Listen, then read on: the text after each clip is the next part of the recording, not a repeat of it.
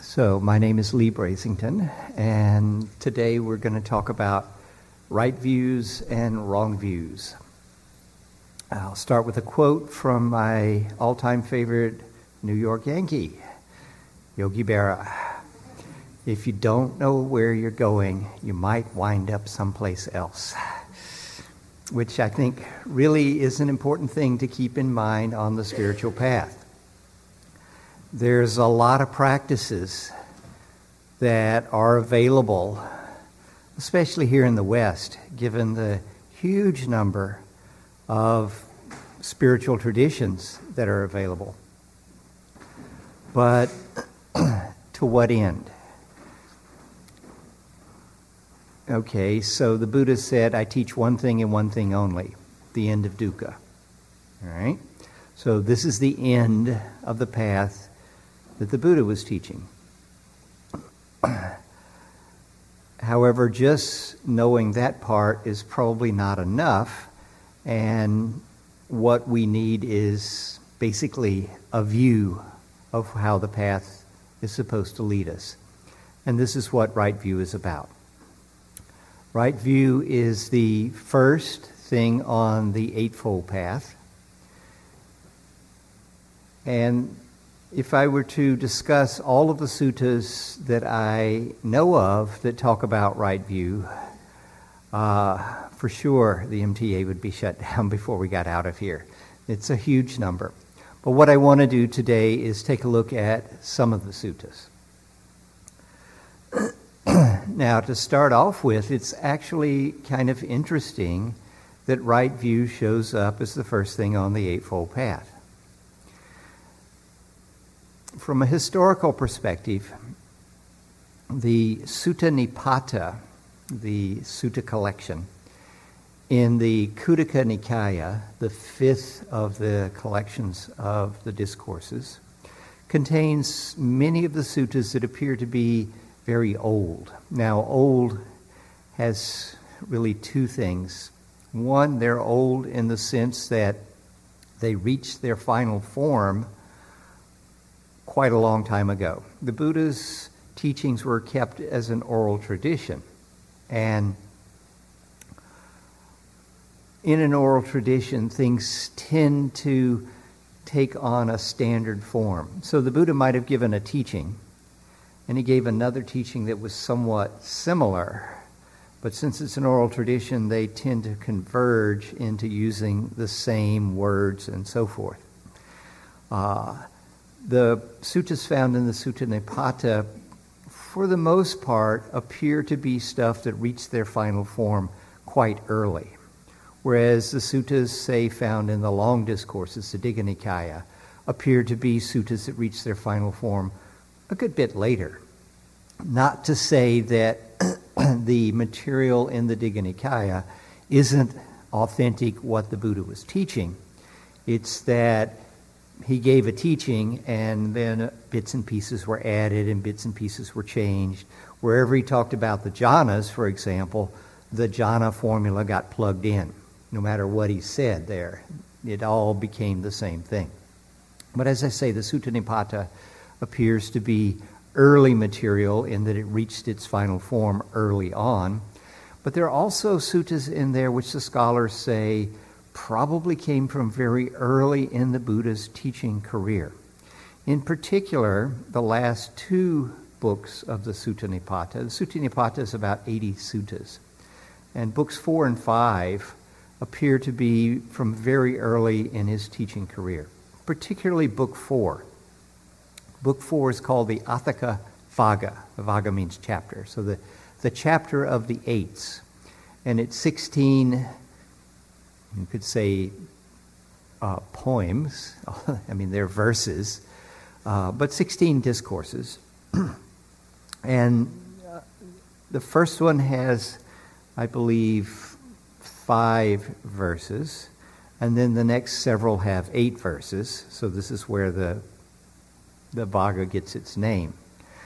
But perhaps the overriding theme of the Atthaka Vagga is not holding fixed views.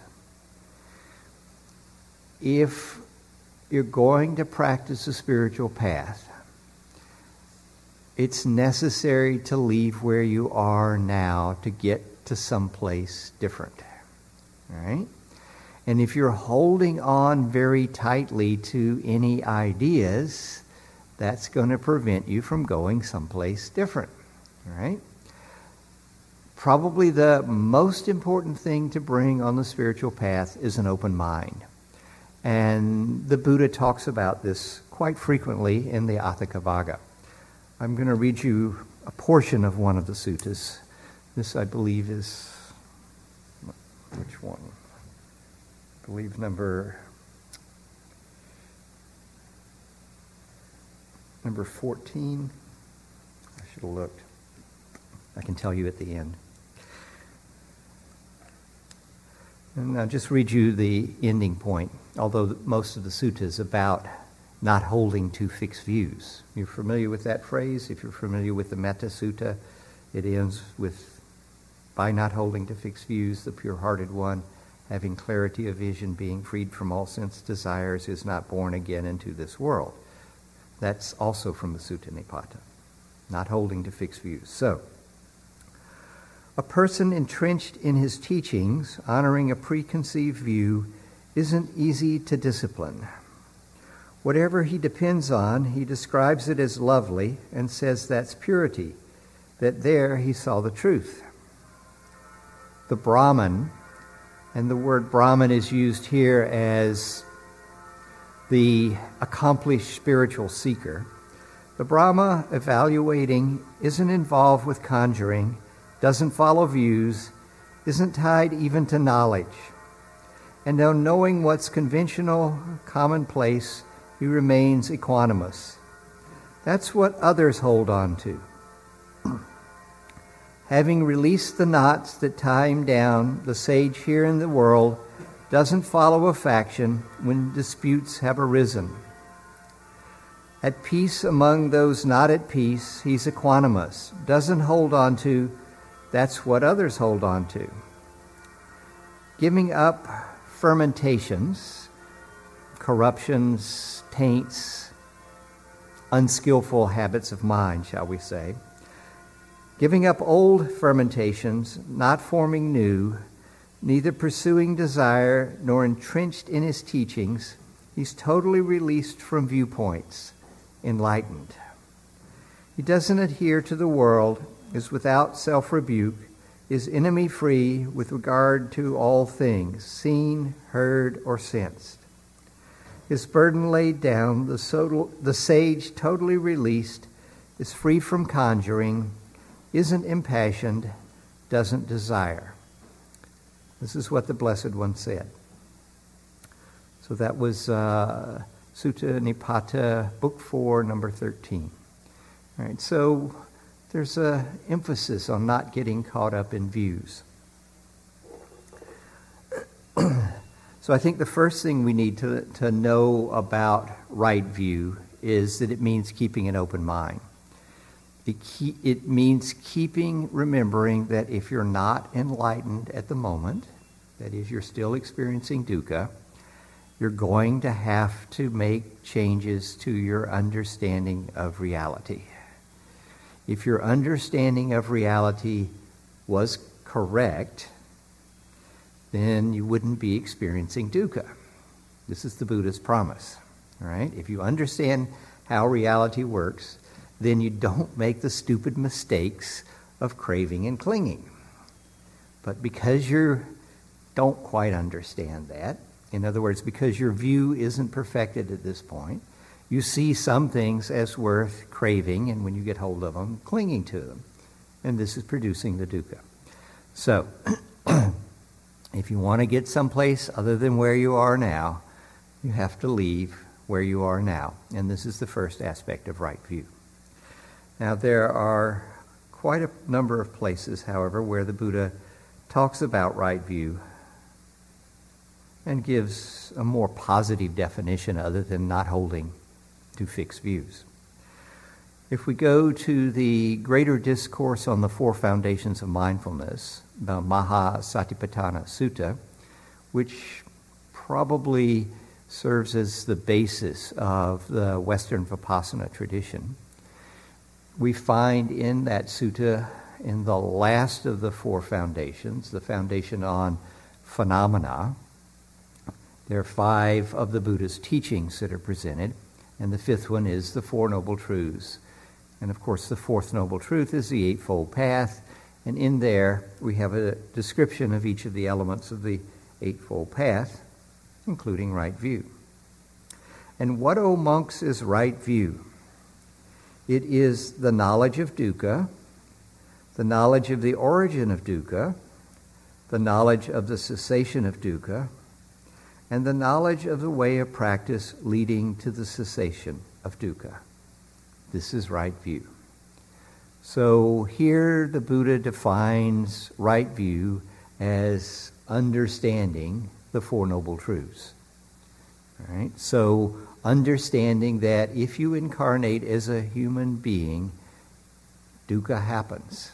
They used to put that on bumper stickers, right? Of course, they used a 4-letter Anglo-Saxon word rather than a Pali word, but it's the same thing, right?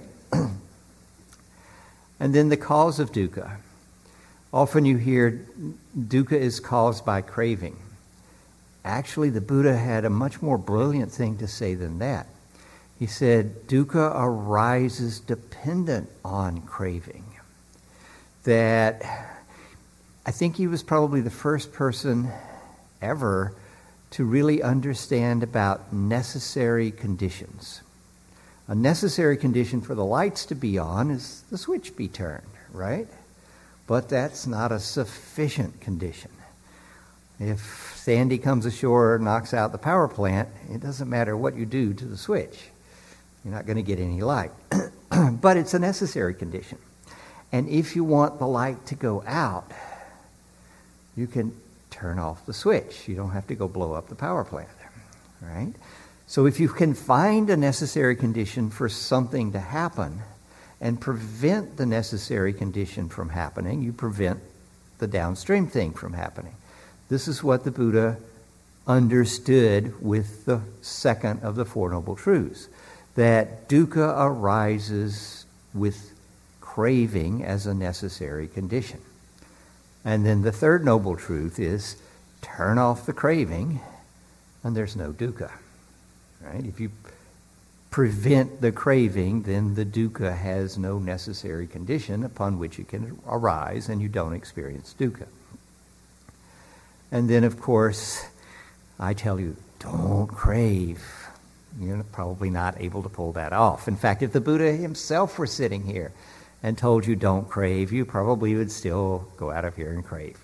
So what is necessary is to learn to stop craving. And there is a path by which you can learn to stop craving, the Noble Eightfold Path. And the first thing on the Noble Eightfold Path is right view, which means understanding the Four Noble Truths. The Buddha's teaching is holographic. If you take any aspect of it and start digging deeply down into it, you find the whole of the teaching there. And this is an example of it right here, where you look at the Four Noble Truths and you find the Eightfold Path and you find the first thing is right view and you're right back to the Four Noble Truths. This description of the Four Noble Truths and the details of the Eightfold Path are found in a number of suttas. This is from the Long Discourses, number 22, as I said, the Great Discourse on the Four Foundations of Mindfulness. You can find it in the Middle-Length Discourses in number 141.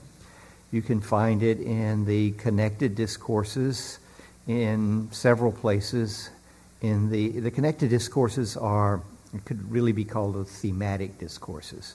And one of the themes is the Eightfold Path. And the detailed description of the Eightfold Path, of course, occurs in there. So multiple times the Buddha described right view as knowledge of each of the elements of the Four Noble Truths. But that wasn't the only way that it gets described. There's a sutta in the Middle-Length Discourses.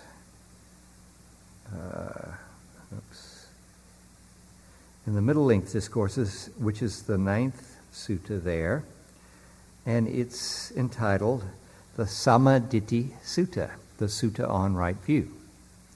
And I'll just share with you some of what it says. Probably this sutta is a later composition. In other words, probably didn't actually happen while the Buddha was alive. There's enough hints in here that it's something that was composed later by drawing together pieces from other teachings. In fact, I would say many of the suttas in the Middle Length and Long Discourses are made by drawing together pieces from other teachings. Just because the way in which we have these teachings preserved didn't arise directly from the Buddha or one of his disciples doesn't mean it's invalid. It just means that it's an early composition of material that probably is valid, the composition is made up by drawing on material that is valid. And so this seems to be the case with this Sutta on Right View. Thus have I heard. On one occasion, the Blessed One was living at Savatthi in Jeta's Grove, Anathapindika's Park. And Jeta's Grove, Anathapindika's Park was where the Buddha spent 25 rains retreats. In the time of the Buddha, the monks would, during the rainy season, stay in the monastery and go on retreat. Not necessarily because they needed a 3-month retreat, but because if they went out wandering around, they might step on the newly planted rice plants, which were underwater at that time because of the rain, and this would cause a famine if they trampled all the rice plants. So they stayed home, and the lay supporters brought them food.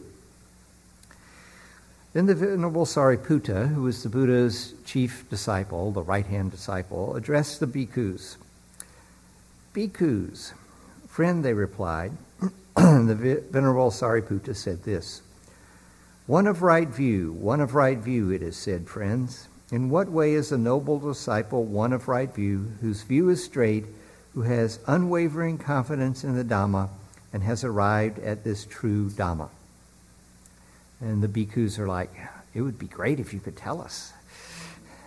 Then listen and attend closely. When, friends, a noble disciple understands the wholesome and the root of the wholesome, the unwholesome and the root of the unwholesome, in that way one is of right view, one whose view is straight, who has unwavering confidence in the Dhamma and has arrived at this true Dhamma. And what, friends, is the unwholesome? Breaking the precepts. Okay, it's enumerated in detail here. And what is the root of the unwholesome? Greed, hatred, and delusion. And what is the wholesome? Keeping the precepts. And what is the root of the wholesome? Non-greed, which would be generosity, renunciation. Non-hatred, which would be love, compassion. And non-delusion, which would be wisdom. When one understands the wholesome and the root of the wholesome, the unwholesome and the root of the unwholesome, one entirely abandons the underlying tendency to lust. One abandons the underlying tendency to aversion. One uproots the underlying tendency to the view and conceit I am. Okay, this is the basic wrong view. I am. Basically, Descartes blew it. Right? He said, I think, therefore I am. Actually, what he should have said was, I think, therefore I think I think. All right? Or even more accurately, thinking is happening, therefore thinking is happening. But his implication was that there was a thinker there. And the Buddha is saying this is a misunderstanding of what's going on. And by abandoning ignorance and arousing true knowledge, one here and now makes an end to dukkha. In that way, one is a noble disciple of right view, whose view is straight, has unwavering confidence, has arrived at the true Dhamma. So that's the first one. The second one is nutriment. The bhikkhus said, but Sariputta, could there be another way in which right view could be understood? When friends, a noble disciple understands nutriment, the origin of nutriment, the cessation of nutriment, and the way leading to the cessation of nutriment, in that way one is one of right view. Now this pattern of something, the origin of something, the cessation of something, and the pattern leading to the cessation of something, obviously is based on the Four Noble Truths. You find it here for nutriment, you find it at times for the asavas, the intoxicants of sense desire, of becoming, and of ignorance. And you find it for a number of other things. So this pattern that the Buddha used for the Four Noble Truths gets applied to a number of other things. And what is nutriment? Its origin, cessation, and the way leading to the cessation. There are four kinds of nutriment for the maintenance of beings that have already come to be and for the support of those who will come to be. What for? They are physical food, contact, mental volition, and consciousness. So the nutriment, the things that feed us, are food, okay, that maintains the body, and then contact, sense contacts, the things that we see, hear, smell, taste, touch. Mental volition, our wanting to do things. Remember in discussing karma, the Buddha said, karma, I declare, O monks, is intention, or mental volition. So we are fed by our actions, and the food for our actions is our intentions, our mental volition. So that's what's meant here. And then consciousness. With the arising of craving, there's the arising of nutriment. So you're familiar with the craving for food and all the other things you need to maintain your physical well-being. There's the craving for sensory input. You come home, right? You take care of business, and now sensory input. And you start punching buttons until you get enough sensory input to entertain you. Maybe it's your computer, maybe it's your smartphone, maybe it's your television, right? But you're looking for that sensory input because you have the craving for that sensory input. The craving for volition, you want things to go the way you want them to be. You act in certain ways and so forth. And craving for consciousness. You don't want to go to bed just yet. You want to stay up and have some more entertainment, all right?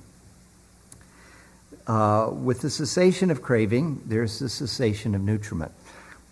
Although that's literally what it says, there's a cessation of feeling dependent on the nutriment, that you've got to have something on the TV or something on the internet or somebody on your phone or whatever, right? And of course, the way to get there is practicing the Eightfold Path. And again, when one understands this, then this is right view. Next comes the Four Noble Truths, which is described in the same way that it's described in the Satipatthana Sutta as what is dukkha and what is craving and so forth. And then, very interestingly, it starts, the next form of right view is to understand aging and death.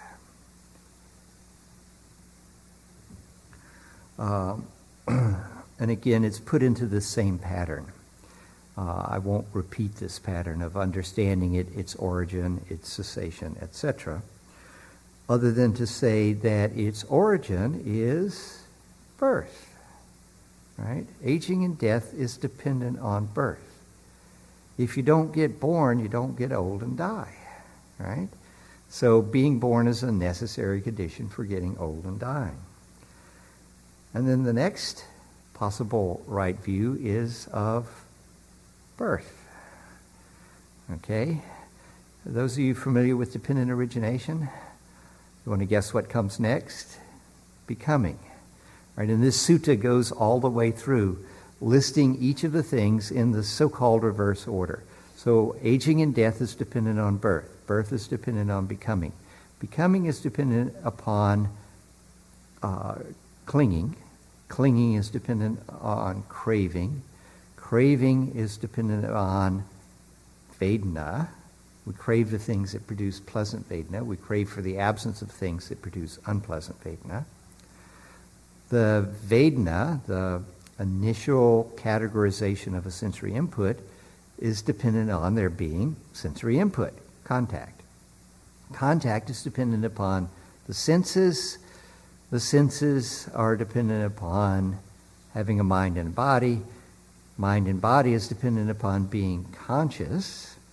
Consciousness is dependent upon an object, a sankhara. You can't be conscious and not be conscious of something, right? And the sankharas are dependent upon ignorance, ignoring the true nature of reality.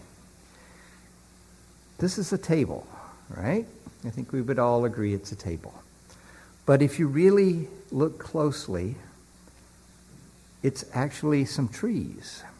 They got chopped down, they got made into this form, they got assembled like this, and because we're human beings and we use it for things like glasses, cases, and water, we call it a table.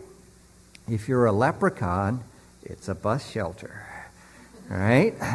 It's conventionally a table. We have come to understand that this is conventionally called a table. Of course, there's a flood, this might be your life preserver. Or if you don't have any heat, but you have a fireplace, it might become firewood. And eventually, of course, it probably will become firewood. It'll break, and somebody will burn it, and the carbon dioxide will go back into the atmosphere and breathed in by some trees. It appears Mother Nature's running a big recycling project. We're just part of what gets recycled. This is all part of right view. The understanding of the solidity of the objects that we take for granted is not really, they're not really as solid as we think. We ignore their dependently originated nature and the fact that so many things are dependent on so many other things. This is what the ignorance is. So the sankharas of the world, the objects, we arise because we ignore their dependently originated nature. So all of this is included in right view. So basically the Buddha is saying that in a positive way, right view means not holding to fixed views. It means the Four Noble Truths, which includes the Eightfold Path, which, remember, is not a metaphysical explanation of how the world exists. It's an orientation to help you deal with the basic problem of dukkha. And then at perhaps a more complex level, right view is the Four Noble Truths, is dependent origination. Looking at the world and seeing in a general sense that everything that exists depends on other things. Nothing exists independently. And as we'll see as the day goes on, this is the deepest form of right view. So I'm going to stop at this point and see if there are any questions. And then after that, we'll take a look at some wrong views.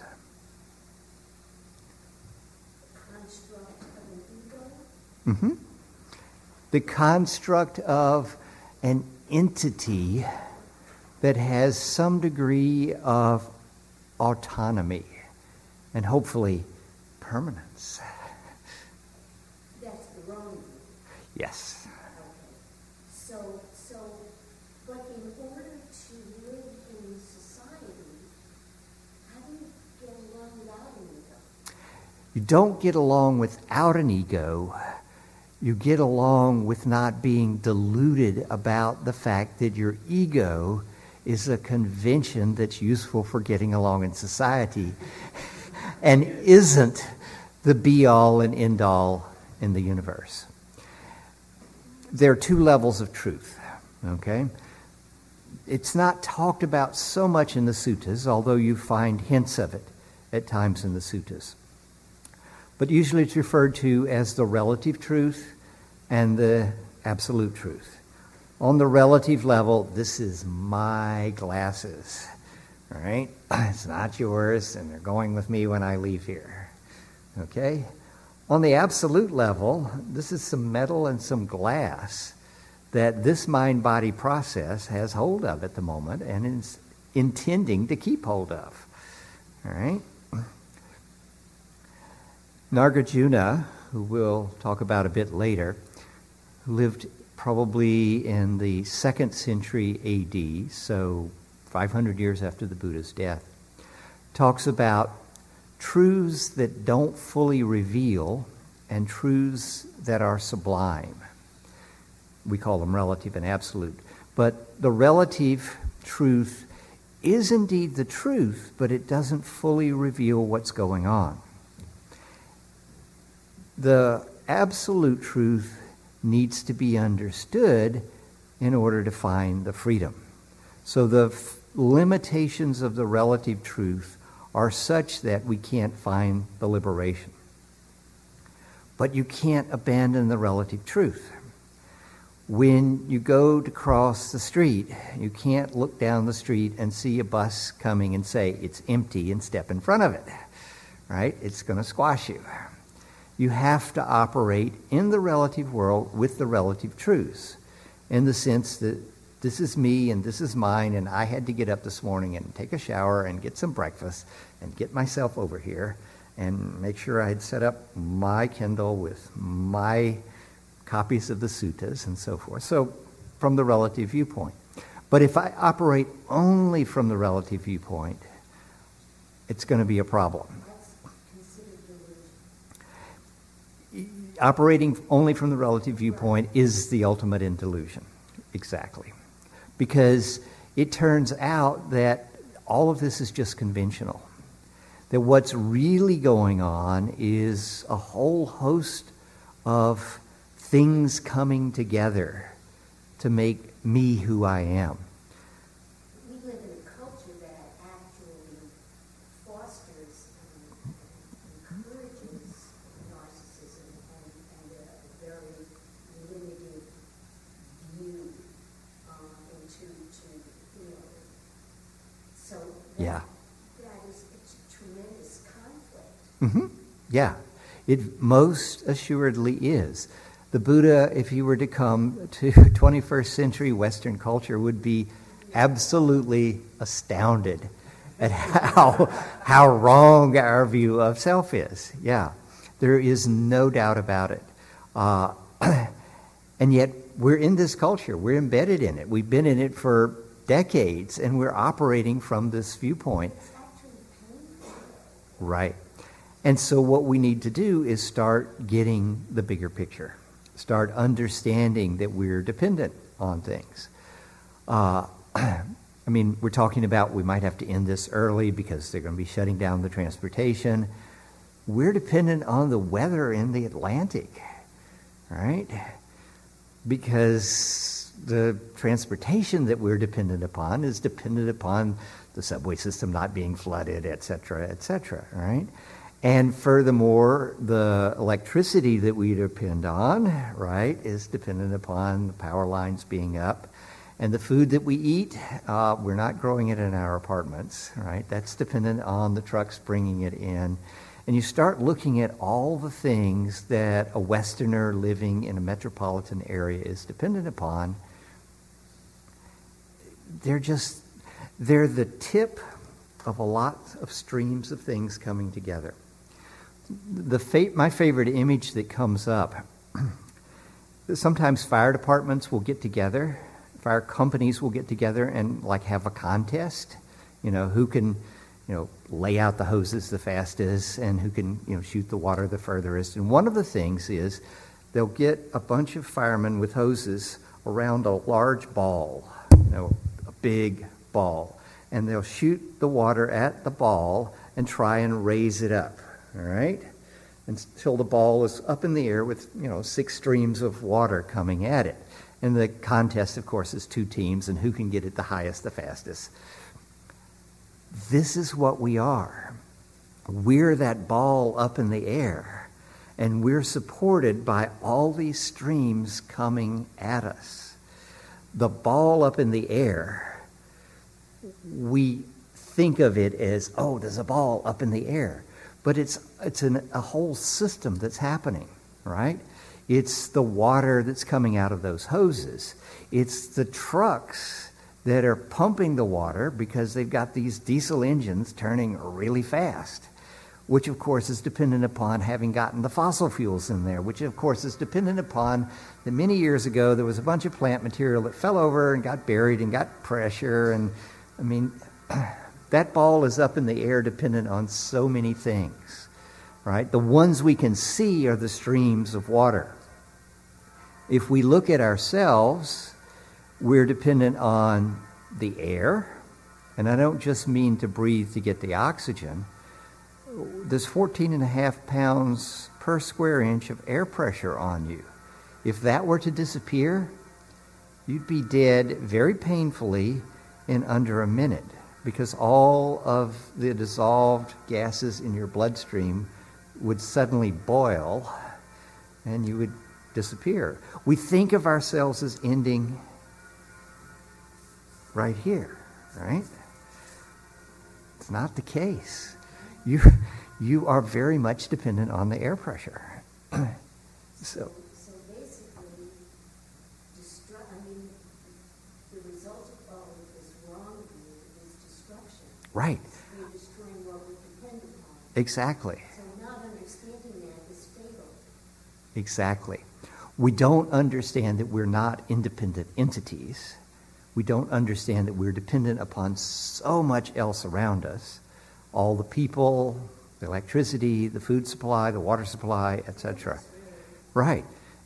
The weather operating in a relative benign way. And because we're putting out so many greenhouse gases, we're messing up the weather, and here comes Sandy to mess up your weekend.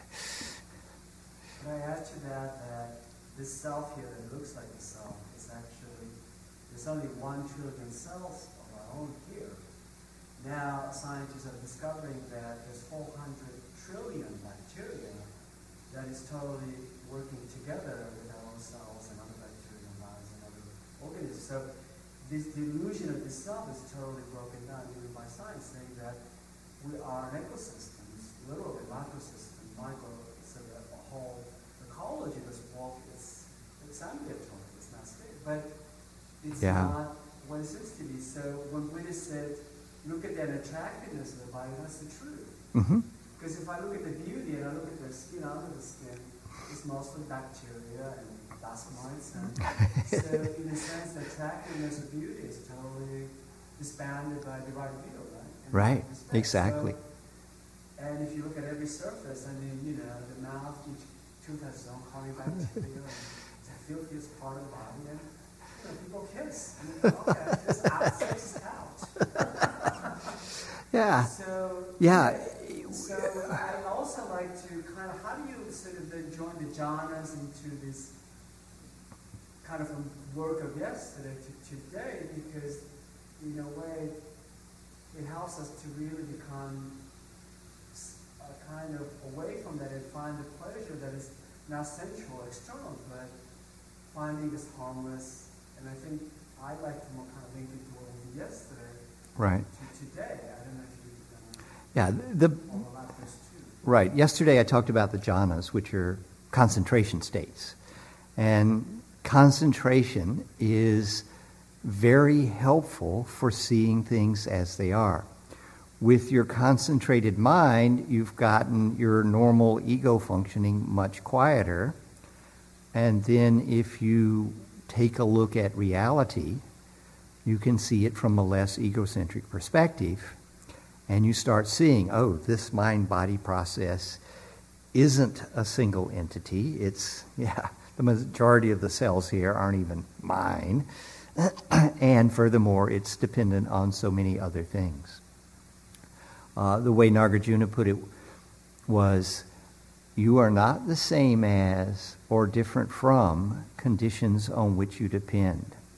You are neither forever severed from them nor fused with them. This is the deathless teaching of Buddhas who care for the world. You are not the same as or different from conditions on which you depend. You are neither forever fused with them nor severed from them. This is the deathless teaching of Buddhas who care for the world.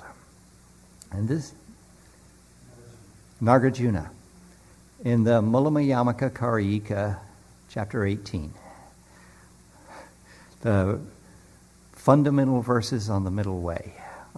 Stephen Batchelor has a very readable translation, and Jay Garfield has a more accurate translation with a commentary. I'll talk about it some more towards the end of the day. So I'm confused about where delusion is born. If what exists is this pure, uncontaminated connection, like that, how do we go about contaminating?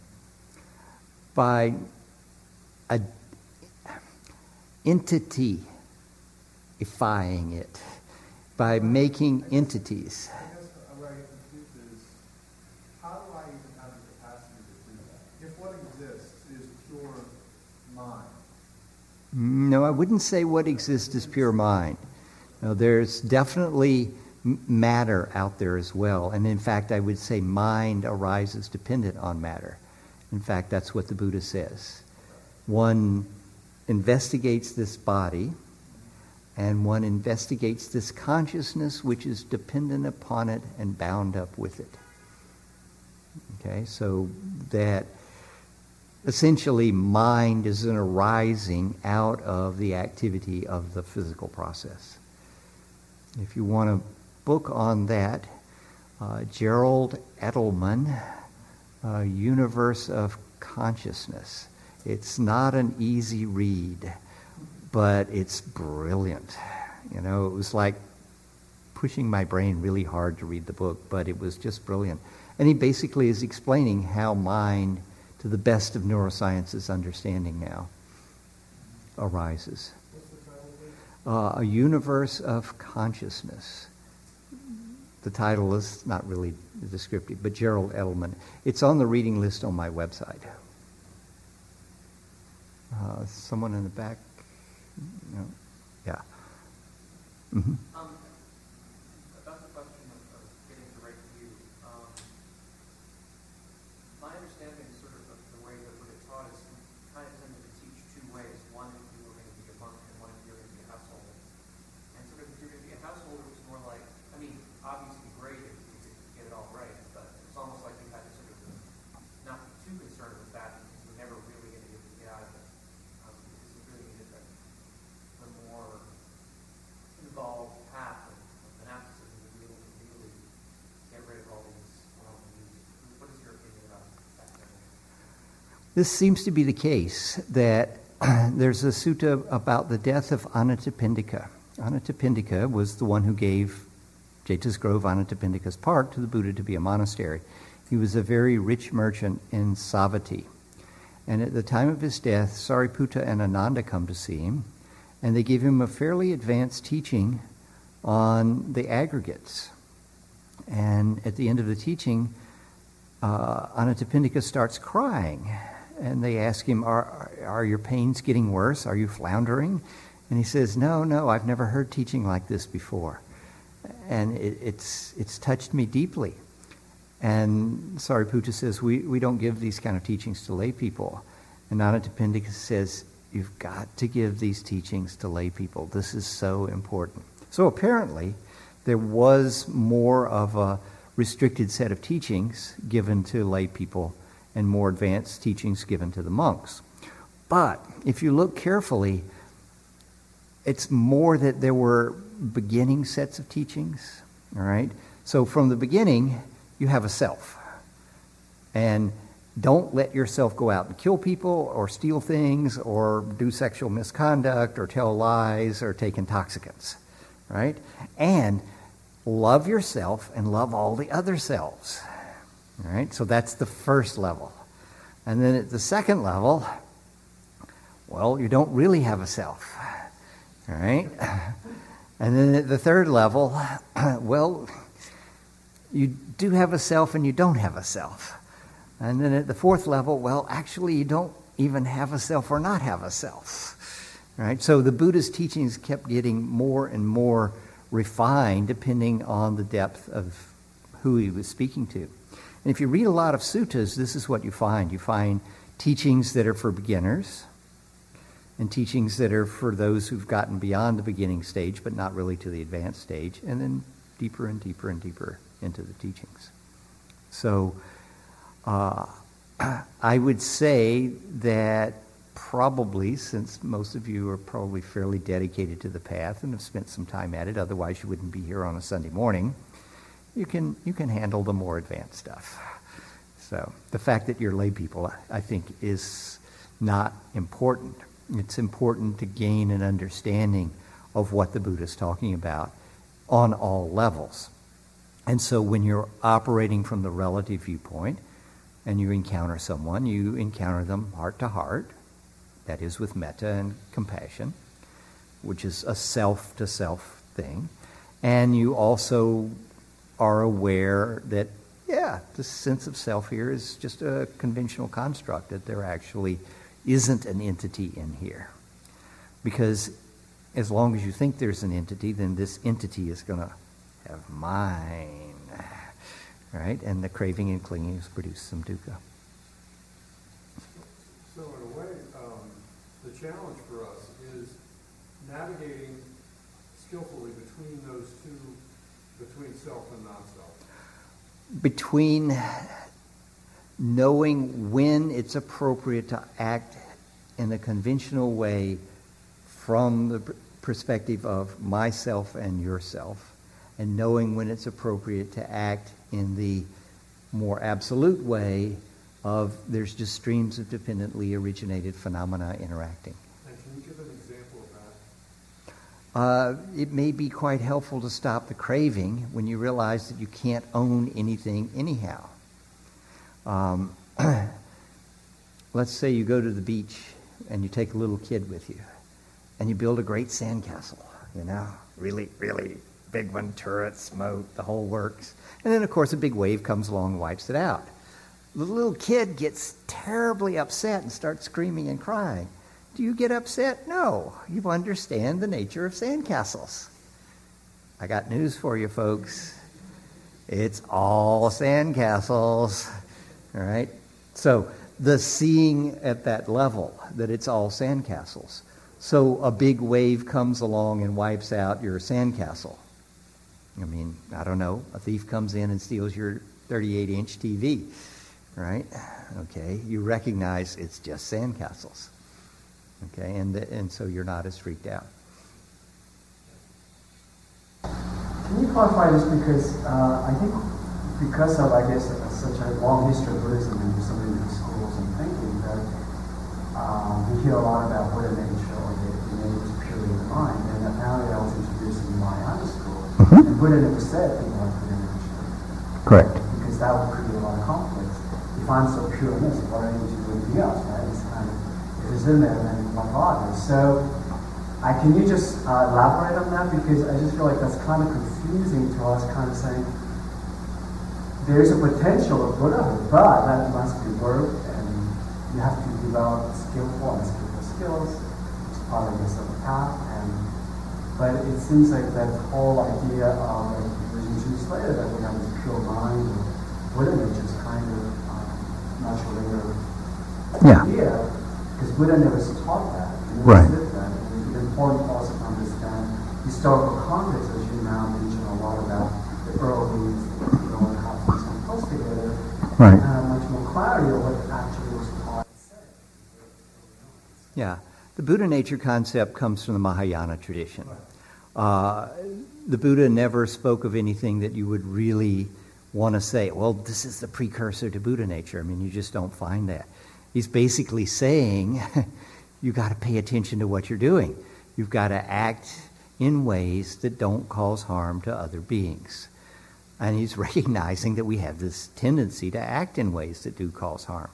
So, yeah, the Buddha nature concept as the potential to awaken is a useful concept. But the Buddha nature concept as some sort of innate anything in there, there doesn't seem to be a basis for that. So I take the teachings on Buddha nature as just like, okay, everybody's got the potential to wake up, and just leave it at that. That part seems to be okay. Yeah. I want to go back, though, to your question, because I don't think I fully answered it.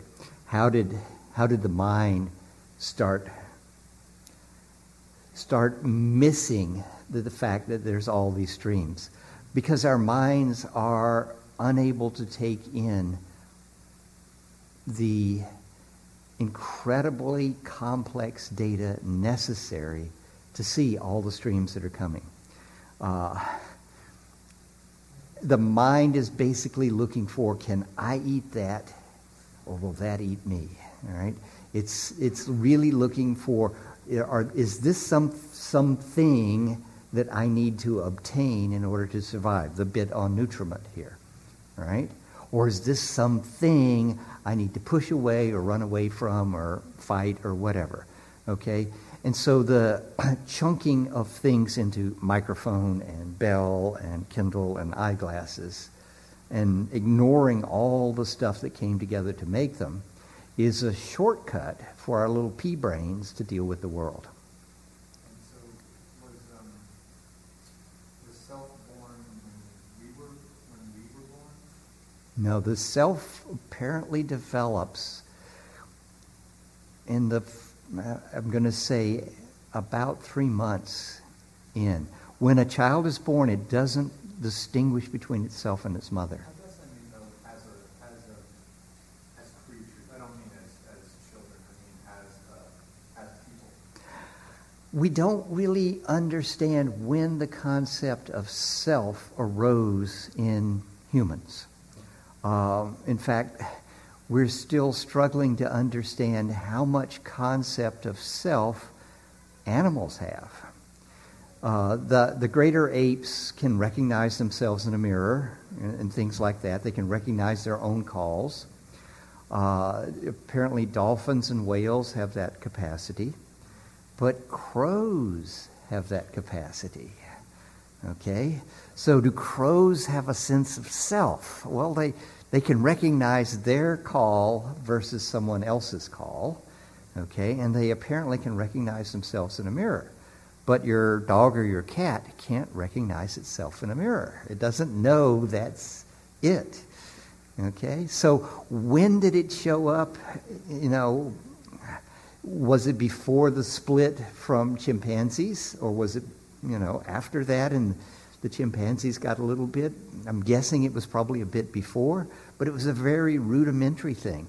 You can see it's a useful survival tool in the sense that I need to protect this mind-body process that I'm going to give the name me. All right, and you can see where it would arise. There's enough complexity up here to recognize me as separate from my environment and the need to protect it.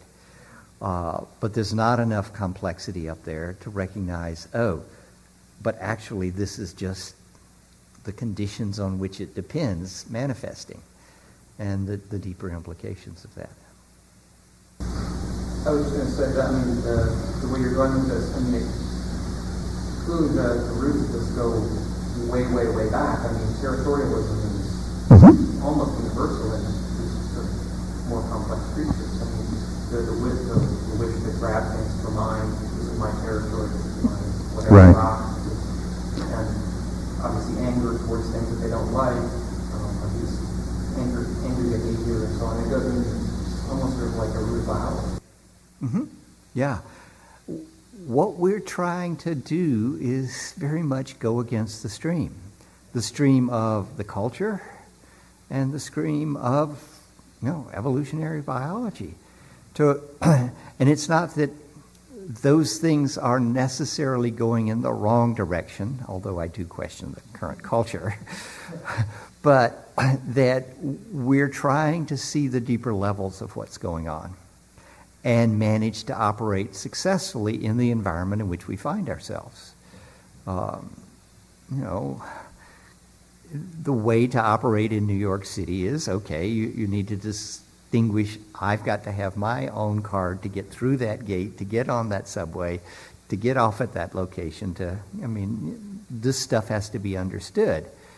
But to get free from dukkha, understanding I have to have my own card to get on the subway is probably not useful. Okay? It's more about seeing the bigger picture and that we're all dependent on a bunch of other stuff. Thank you. There's two topics. How important do you think it is to have an understanding of the history of the Buddha and the Buddha's times and what was around that and the thinking? Because just the other day, I'm taking a course in American history and talk about the pursuit of happiness and how happiness was defined in Jefferson's time.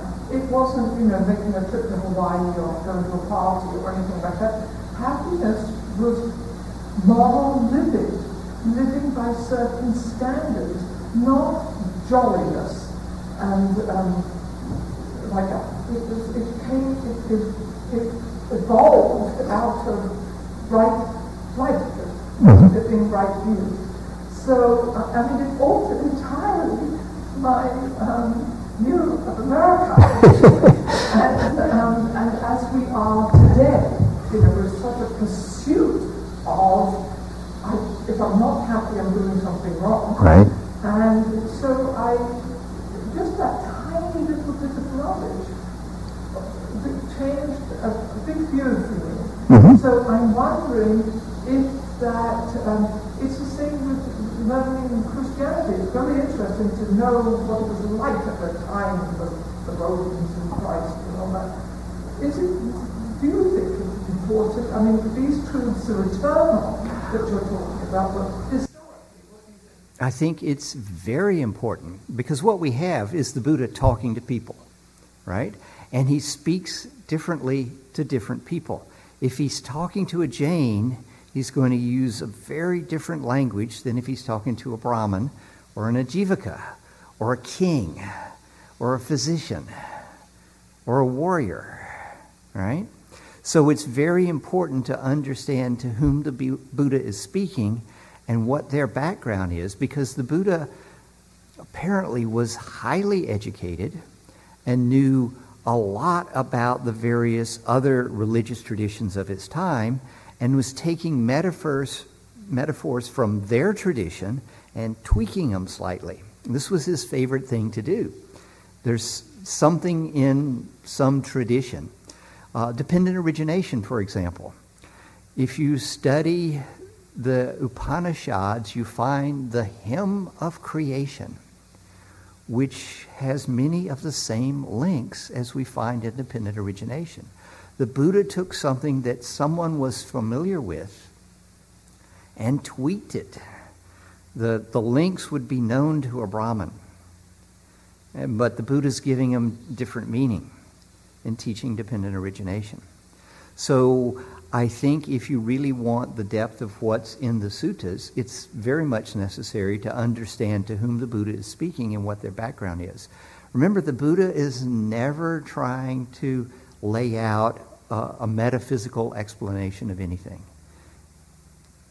Part of right view is that numerous times people would come to the Buddha and they would ask him these 10 questions. Is the world eternal or not?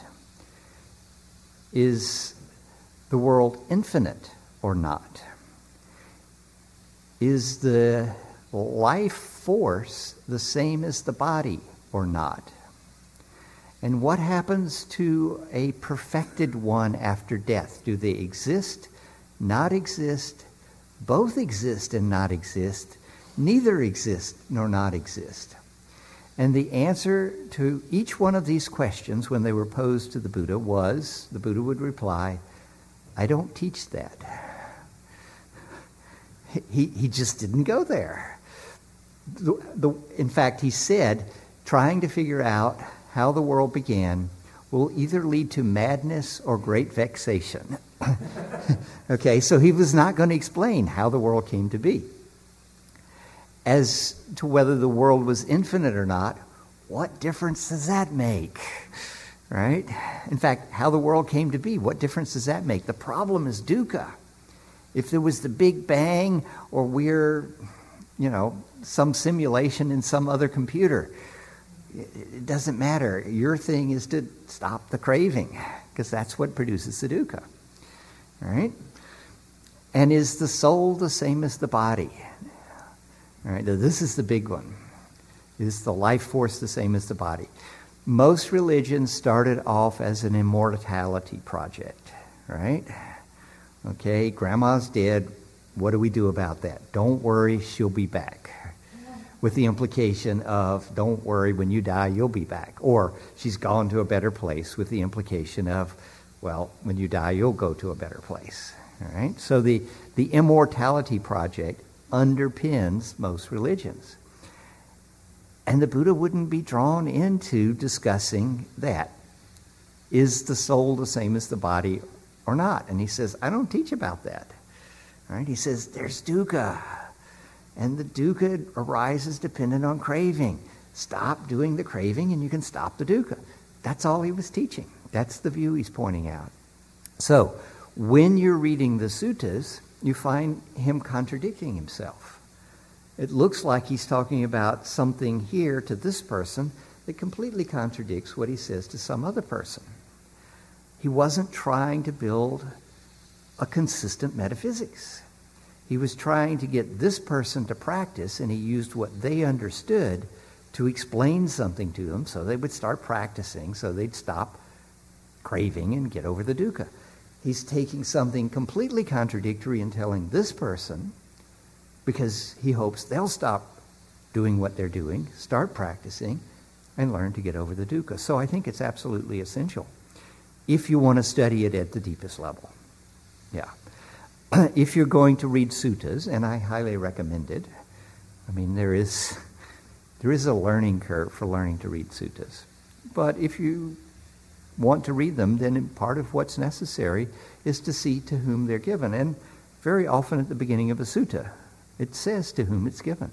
Now, you may not know about that person, but luckily, on the internet, there is the dictionary of Pali names, and so you can look the person up and find out what we know about them. Now, admittedly, there's a lot of extra commentarial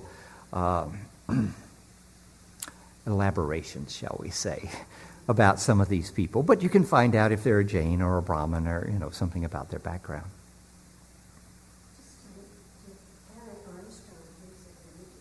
Mm-hmm. Scholar wrote a book about the historical time, which is called the Buddha. Mm-hmm. And it's quite fascinating. And evidently, according to her, the Buddha was a bit of a renegade because at the time, religion was only in the hands of priests who tended to fire. Fire was really big. And he comes along and really was kind of Disruptive. Yes, he was a rebel. Yeah. And very threatening to those, just like today. I mean, when people come along who have these incredible ideas, Mm-hmm. today they're usually killed. Yeah, but Yeah. yeah. But yeah, I mean, again, the greed, hatred, and delusion the Buddha talked about as not the three poisons, that's a Mahayana mistake, as the three fires. Okay? He took the three fires of the Brahmins, and he said, you want to know about the three fires? It's not these you got burning in your house. It's these three you got burning in your mind, in your heart. You need to put them out. You need to make them not burning. Not burning is the word nibbana, right? So nibbana Yeah, Nibbana is putting out the three fires of greed, hatred, and delusion. It's not the annihilation of something. All right? So, yeah, so it's very important to understand what's going on, who he's speaking to, and where the similes come from that he's using. So there are actually a large number of suttas on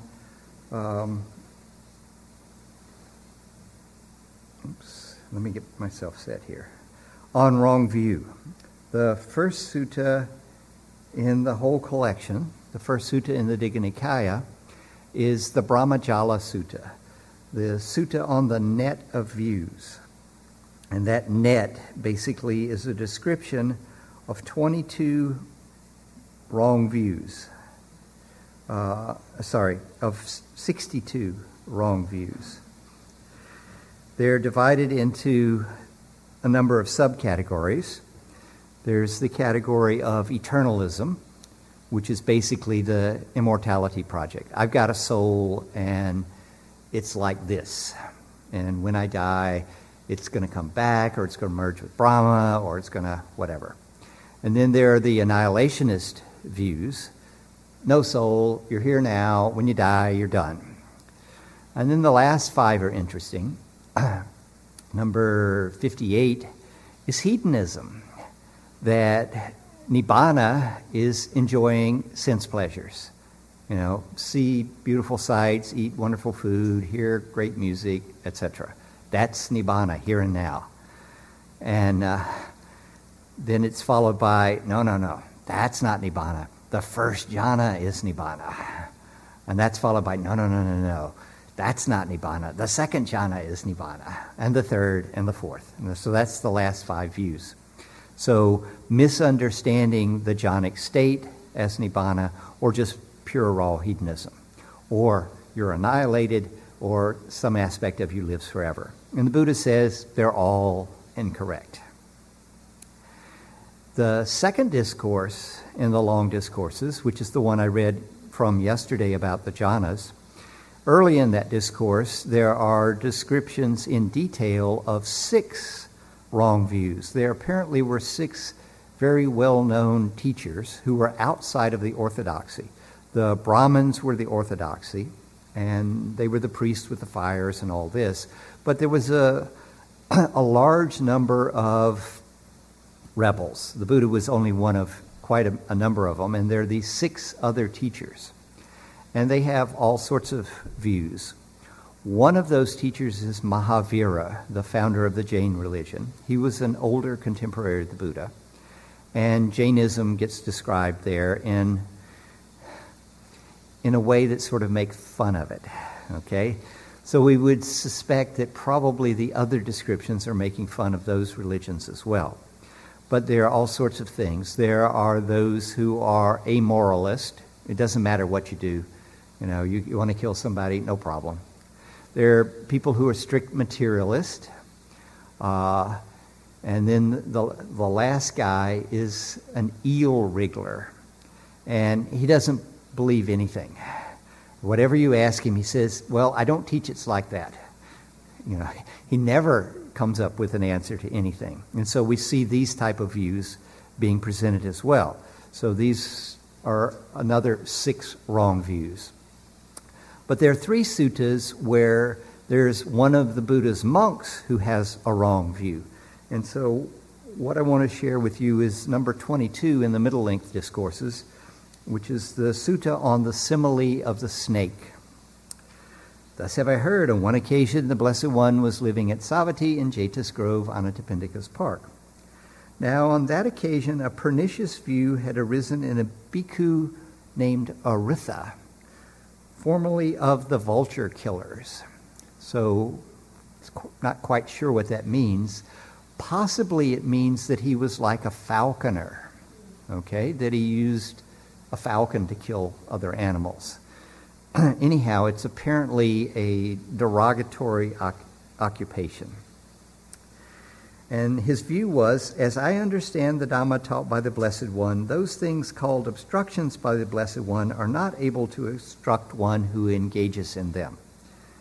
The commentaries say that he felt that it was okay to have sexual relations, that it really wouldn't obstruct you on the path. You could still be a monk, but you could still have sexual relations. The sutta doesn't say exactly what he felt were the obstructions that really didn't obstruct. But the other monks found out about that and asked him, did he believe that? And he said yes. And those monks said, do not say so. Do not misrepresent the Blessed One. It is not good to misrepresent the Blessed One. The Blessed One would not speak thus, for in many ways the Blessed One has stated how obstructive things are obstructions, and how they are able to obstruct one who engages in them. The Blessed One has stated that sensual pleasures provide little gratification, much suffering and despair, and that the danger in them is still more. He's taught this with the simile of the skeleton, the simile of the piece of meat, the simile of the grass torch, the simile of the pit of coals, the simile of the dream, the simile of the borrowed goods, the simile of the fruits on the tree, the simile of the butcher's knife and block, the simile of the sword stake, and the simile of the snake's head. You might get the impression that the Buddha taught frequently about not getting lost in sensual pleasures. And there are lots of these. Most of these suttas, these similes can be found in suttas. The simile of the grass torch. The Buddha says that engaging in sensual pleasures is like taking a torch made of grass and walking into the wind. You'll get burned, okay? Not a good idea.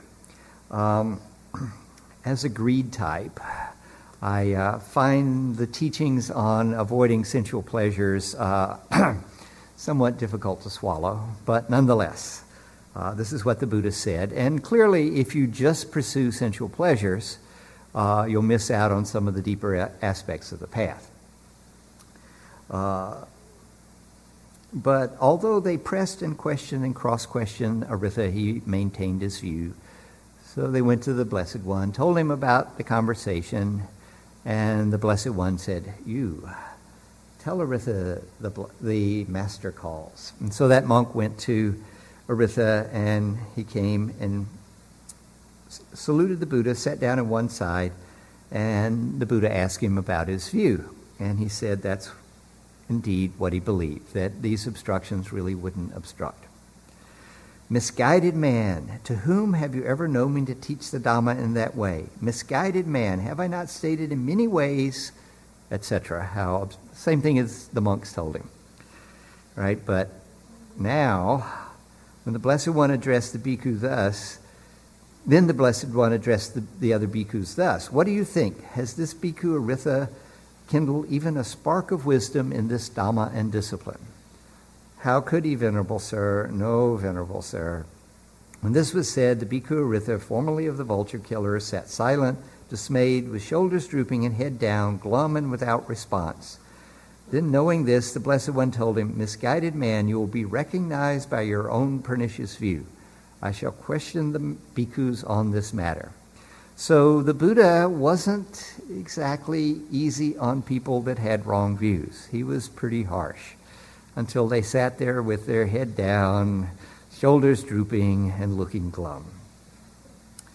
And then he asked the monks, do they understand? And they say, no, you've taught us with all these similes. Bhikkhus, and then the Buddha says, good bhikkhus, it is good that you understand this. Because Aritha, by his wrong misrepresentation of us, injures himself and stores up much demerit, for this will lead to this misguided man's harm and suffering for a long time. Bhikkhus, that one can engage in sensual pleasures without sensual desires, without perceptions of sensual desires, without thoughts of sensual desires, that is impossible. So this gives us some idea of what the problem is. It's not the sensual pleasures itself, it's the precursors of that, the wanting. And the wanting, that's the craving, and that produces dukkha. And then this sutta goes on and starts describing a number of different topics. This sutta is probably a later composition. One of the hints is the first thing it says, here some misguided man learns the Dhamma, discourses, stanzas, expositions, verses, exclamations, sayings, birth stories, marvels, and answers to questions. Now this is a very interesting list of topics for the Dharma. Historically, what appears to have happened is about 3 months after the Buddha's death, a large number, traditionally 500, arhants came together in a cave outside the city of Rajagaha, and they formulated the Dhamma and the discipline, the Dhamma Vinaya. The Vinaya is the rules for the monks and nuns. And so they formalized what those rules were. And then they formalized what were the suttas. Was this still in the oral tradition? This is all still oral. It was an oral tradition for about 400 years. They organized the suttas not into the collections that we have now, of the long, the middle, the connected, the numerical, and the miscellaneous. They organized it into this list that was here. And this sutta, because it mentions that list, was probably composed after that council. Then there was the second council, traditionally 100 years after the Buddha's death, so 100 years after the first council. We take 100 years as a rough approximate, say 75 to 100 years. And they spent 6 months at the first council organizing the suttas, and 7 months at the second council reorganizing the suttas into what we have now of the long, the middle, the connected, the numerical, and the miscellaneous. So this sutta appears to be composed in that period in between. But it's a very instructive sutta, and it appears to be composed of a lot of material that's brought together from other places. This is the last we hear of Aritha and his pernicious view. I'm guessing that's an incident that actually happened during the time of the Buddha, and that sutta had other things added onto it as time went on, including this thing about somebody learning the suttas in these various collections. And then, having learned the Dharma, the Buddha says, they do not examine the meaning of those teachings with wisdom. Not examining the meaning of those teachings with wisdom, they do not gain a reflective acceptance of them. Instead, they learn the Dhamma only for the sake of criticizing others and for winning in debates. And they do not experience the good for the sake of which they learn the Dharma. In other words, they become a scholar so they can argue with other people and get, the highest seat at the university. And so this is what's being criticized. Those teachings being wrongly grasped by them conduce to their harm and suffering for a long time. Why is that? Because of the wrong grasp of those teachings. And then the Buddha gives the simile of the snake. If someone needed a snake, and they went out and they found a snake, and they picked the snake up by the tail, that snake would probably wrap itself around that person's arm and then bite them, and this would lead to their death or deadly suffering. And this is what it's like if someone learns the Dharma but doesn't practice it and only argues about it. But if a man needed a snake and he were to get a cleft stick and put the cleft over the head of the snake and then pick up the snake just behind the head, even though that snake wrapped itself around his arm, he would not be hurt and would not come to death or deadly suffering. Therefore, bhikkhus, you should understand the meaning of my statements. Remember it accordingly, and when you do not understand the meaning of my statements, then ask me about it or other bhikkhus who are wise. Okay, so the correct grasp of the Dhamma is to understand it so that you can learn to let go, so you can learn to stop craving, so that you can practice the Eightfold Path. And then comes the famous simile of the raft. People know this one? Bhikkhus, I shall show you how the Dhamma is similar to a raft for crossing over, not for the purpose of grasping. Suppose a man in the course of a journey saw a great expanse of water whose near shore was dangerous and fearful, and whose further shore was safe and free from fear. But there was no ferry boat or bridge for going to the far shore. Then he thought, this is a great expanse of water. It's dangerous on this side. I need to get to the other side. Suppose I collect grass, twigs, branches, and leaves and bind them together into a raft. And supported by that raft and making an effort with my hands and feet, I got safely across to the far shore. And then that man would make himself a raft and using his hands and feet would get safely to the far shore. Then he might think, this raft has been very helpful to me. Since it's supported by it and making an effort with my hands and feet, I got safely across to the far shore. Suppose I were to hoist it on my head and go wherever I want. Now, bhikkhus, what do you think of that? By doing so, would this man be doing what should be done with that raft? No, Venerable Sir. By doing what would that man be doing? By doing what would that man be doing what should be done with that raft?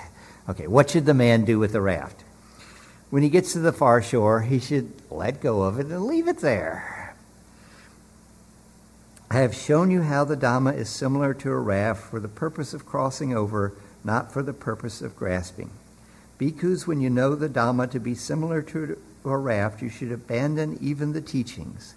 How much more should you abandon things contrary to the teachings? Okay, so the Dhamma is to be viewed like a raft to get you to the far shore, but when you get to the far shore, you have to let go of that. Even the Four Noble Truths have to be let go of in the end. They too are just a skillful mean. Everything has to be let go of in the end.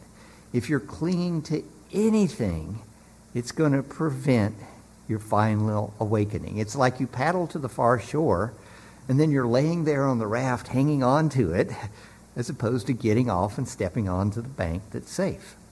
All right? So part of the view of the Dhamma is to realize all of this is skillful means to help you learn to let go, and that none of it should be clung to. And we're back again to what was taught in the Sutta Nipata, by not holding to fixed views, even the fixed views of what's found in the suttas. All of it's got to be let go of. But the sutta goes on. This is quite a long sutta. Bhikkhus, there are 6 standpoints for views. What are the 6? Here, bhikkhus, an untaught ordinary person who has no regard for noble ones and is unskilled and undisciplined in their Dhamma, who has no regard for true men and is unskilled and undisciplined in their Dhamma, regards material form thus: this is mine, this I am, this is myself.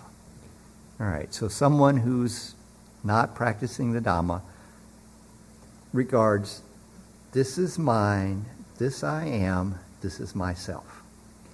He regards Vedana, this is mine, this I am, this is myself. Regards perception. Now remember, Vedana is the first categorization of sensory input, pleasant, unpleasant, neutral. Regards perception, which is the categorization, is the identification. Table, microphone, person, bell, okay? Regards that, this is me, this is mine, this is myself. Regards mental formations. That is thoughts, memories, emotions. This is mine, this is me, this is what I am, this is myself. Or he regards that what is seen, heard, sensed, cognized, encountered, sought, and mentally pondered. This is mine, this I am, this is myself. And this standpoint, and so those are 5 of the standpoints, and then there's the 6th one. Namely, that which is the self is the world. After death I shall be permanent, everlasting, eternal, not subject to change. I shall endure as long as eternity. This too he regards, this is mine, this I am, this is myself. So basically what the Buddha is saying, there are these things which make us up. All right? There's the body, the Vedana, the perceptions, our mental activities like our thoughts, emotions, and memories.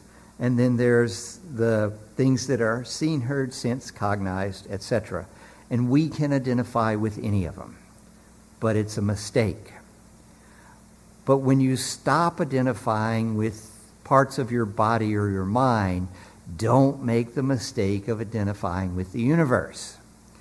When people first begin to get the teaching of not self, and they see, oh, it's all these things coming together to make me, then they want to identify, well, I'm not just this mind and body, I'm the whole universe. Well, that's really stupid. You're not the whole universe. You have no idea what's going on the nearest planet to the star Betelgeuse, for example, right? In fact, you don't even know what's going on in South Carolina right now, right? Okay, so you're not the universe, and you're not the bits and pieces that make you up. There's a sutta where Vacchagotta comes to the Buddha. Vacchagotta was a wanderer of another sect. He's one of my favorite characters. He comes to the Buddha often and he asks questions. At one point he comes to the Buddha and he says, okay, Venerable Sir, tell me, once and for all, is there a self? The Buddha doesn't say a word. Okay, Venerable Sir, tell me once and for all, is there no self? And the Buddha doesn't say a word. Vacchagotta slaps his forehead and leaves. After he leaves, the Buddha turns to Ananda, his attendant who's sitting nearby, and he says, if I had said there was a self, Vacchagotta would have made the mistake of falling into eternalism. If I had said there was no self, he would have made the mistake of falling into annihilationism. Better not to say anything at all and not confuse him any worse than he is. Okay, so the Buddha didn't teach self and he didn't teach not self when he got to a deeper level, right? At the beginning level, as I mentioned, there were selves for loving and keeping precepts, and there were not selves, okay? But at an even deeper level, it's not one or the other. And so what the Buddha is saying here is don't identify with any aspect of your mind and body as yourself, and don't even identify with the universe as yourself. Don't try and find anything to identify with yourself. But he's not saying there's no self, because on a conventional level there is. And then he says a well-taught noble disciple who has regard for noble ones, etc., doesn't do that. He doesn't identify with the mind or the body or the universe as self. So part of right view is not identifying with any aspect of the mind-body process as me and not identifying with the universe as me. It's not that we identify with the wrong object as self.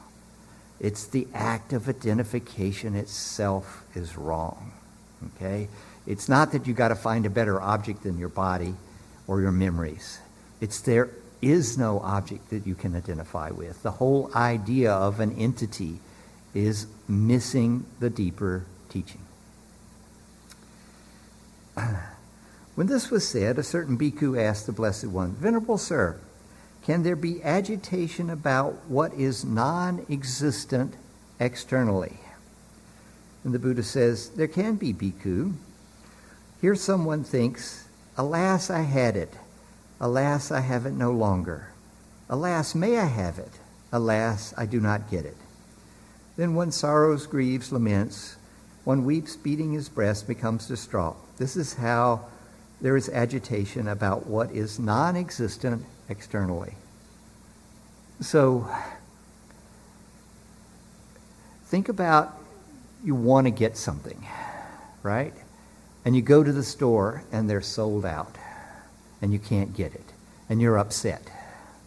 Well, this is actually kind of absurd. You weren't upset before when you didn't have it, right? And you go to the store and you still don't have it, but now you're upset, right? You're doing this to your mind. There's nothing wrong. Or you have something and you lose it. You weren't upset before you got it. You got it, now you've lost it. You're just in the same boat you were before you got it, and yet now you're upset. We're doing all this stuff to ourselves with our craving and clinging. Venerable Sir, can there be no agitation about what is non-existent externally? And basically the Buddha says, yes. You don't have it, you don't get upset. You have it, you lose it, you don't get upset. Venerable Sir, can there be agitation about what is non-existent internally? There can be. Here someone has the view, that which is the self is the world. After death I shall be permanent, everlasting, eternal, not subject to change. I shall endure as long as eternity. Or we could say somebody has some view of self. And then that person hears the Dhamma. For the elimination of all standpoints, decisions, obsessions, adherences, and underlying tendencies. For the stilling of all formations, for the relinquishment of all attachments, for the destruction of craving, for dispassion, for cessation, for nibbana. And they misunderstand it and think, oh, I shall be annihilated, I shall perish, I shall be no more. And then sorrows, grieves, laments, weeping, beating his breast, and becomes distraught. That is how there is agitation about what is non-existent internally. Think back to when you were a kid and you thought you had some sort of soul and you were going to live forever. And then the first time you found out that that might not be true. I don't know. How did that affect you? I grew up as a Presbyterian preacher's kid. I bought the whole thing. And then the first time I thought it might not be true, it scared the bejesus out of me. All right? I was distraught about something non-existent internally. All right? And this is exactly what's being talked about. Can there be no agitation about what is non-existent internally? There can be. Someone doesn't have the view, I've got a self. And when they learn, yep, that's not self, that's not self, that's not self, they're not upset. Bhikkhus, you may well acquire that possession that is permanent, everlasting, and eternal, not subject to change, that might endure as long as eternity.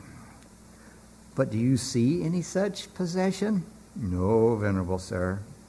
Good Bhikkhus, I also do not see anything that could be possessed that is permanent, everlasting, eternal, not subject to change, that will last as long as eternity. Bhikkhus, you may well cling to that doctrine of self that would not arouse sorrow, lamentation, pain, grief, and despair in one who clings to it. But do you see any doctrine of self like that? No, Venerable Sir. Good Bhikkhus, I too do not see any sort of doctrine like that. Okay, so there's no possession that's going to be forever. There's no doctrine of self that if you cling to it, is going to make you happy forever. You may well take as a support that view that would not arouse sorrow, lamentation, grief, pain, and despair. No, doesn't exist. Bhikkhus, there being a self, would there be for me what belongs to a self? Yes, Venerable Sir. Or there being what belongs to a self, would there be for me a self? Yes, Venerable Sir. Bhikkhus, since the self and what belongs to a self are not apprehended as true and established, then this standpoint for views, namely, that which is the self is the world, after death I shall be permanent, everlasting, eternal, not subject to change, endure for as long as eternity, would it not be utterly and completely foolish to take such a view? Yes, Venerable Sir. Bhikkhus, what do you think? Is material form permanent or impermanent? Impermanent, Venerable Sir. Is what is impermanent dukkha or sukha? Impermanent, dukkha, Venerable Sir. Is what is dukkha regarded, fit to be regarded, this is me, this is mine, this is what I am? No, Venerable Sir. And then the same thing for Vedana, perceptions, mental activities, and consciousness. All of these are impermanent, subject to change, and hence they're dukkha, and they're not fit to be regarded as self. Now remember, the self that we're looking for is not the conventional self. It's the self that is going to endure and last forever. It's the immortality project. This aspect of me, this essence of me, is going to be here forever, And at some point, it's going to be happy and stay happy forever. That's what we're all after. And the Buddha's pointing out that you just can't find anything like that. It's just not possible. Therefore, bhikkhus, any kind of material form, whatever, whether past, future, or present, internal or external, gross or subtle, inferior or superior, far or near, all material form should be seen as it actually is with proper wisdom thus. This is not mine, this I am not, this is not myself. All right, so this is the proper view of materiality. This is not mine, this I am not, this is not myself. And then he repeats the same thing for the Vedana, the perceptions, the mental activities, which means your thoughts, emotions, and memories, and consciousness. Now, we can somewhat easily get that I'm not my body, right? We probably don't want to identify with our body because we see it's aging and that eventually it's going to wear out and die, right? So I don't want to be my body because that's going to die. Am I my Vedana? Well, they change a lot. Maybe I'm not my Vedana. Am I my perceptions? Did you ever misperceive something? Well, no, I don't want to identify with my perceptions. Am I my thoughts and emotions? Well, seems like it, but they do change a lot. I mean, if you change your mind, does that mean you become somebody else? Maybe I'm my memories. How many people in this room know all of the telephone numbers they've ever had their whole life? Oh, yeah. Most people can't remember those. Those numbers were important. You remembered them when they were live, but now they're gone. Does that mean part of you is gone? You probably don't want to identify with your memories, especially as you get older and they start fading away. So that leaves your consciousness, right? And this is the thing most people want to identify with, is their consciousness, right? But when you go to sleep and you go into deep dreamless sleep, you're not conscious. Where did your consciousness go? And how does it know to come back to the right person? I mean, what if it was you that was up here teaching yesterday, right? Only you got into some wrong, other person, and now I'm the one that's stuck up here teaching. I mean, don't think you want to identify with your consciousness. Basically, the Buddha is saying don't identify with anything. The act of identification itself is a mistake because there's no object that you can identify with. None of it is going to give you permanent, lasting satisfaction. Seeing this, a well-taught noble disciple becomes disenchanted with material form, disenchanted with Vedana, disenchanted with perception, disenchanted with formations, disenchanted with consciousness. Now, disenchantment means disenchanted. We are currently enchanted by forms and memories and perceptions and our consciousness. We're under the spell. We need to break that spell by seeing things as they actually are. By gaining insight into the nature of reality, we break that spell and we become disenchanted. Being disenchanted, we become dispassionate. Now, that word is a translation of the Pali word viraga. Raga means to color something. So when you see graffiti, it's a raga. You might be familiar with the Indian musical form of raga. It's the same word. It's meant to color your mind. Viraga means not colored. Your mind is no longer colored by something. Okay? Think of your favorite toy when you were 4 years old. You were probably passionate about it. It probably colored your mind. Think of your relationship to that toy now. Okay, you've become dispassionate about it. It's no longer coloring your mind. So this is what the Buddha is saying. You see reality as it is. You're no longer identifying with these things. You become disenchanted, and being disenchanted, you become dispassionate in that your mind is no longer colored by misidentification. Being dispassionate, one is liberated. When one is liberated, there comes the knowledge it is liberated. One understands birth is destroyed, the holy life has been lived. what had to be done, there's no more coming to any state of being. This is the so-called victory cry of the Arhat. Anytime someone becomes fully enlightened, then this is what they say. Birth is destroyed, the holy life has been lived, what had to be done has been done, and I think actually there's nothing higher than this would be a better translation. Excuse me. Okay. The sutta goes on and on. So what comes next is a description of the Arhat. I'm going to skip that part.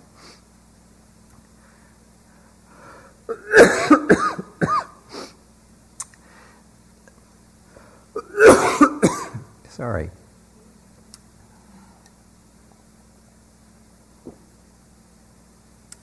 I came down sick 2 weeks ago and still have the remnant of the cough, although I feel just fine.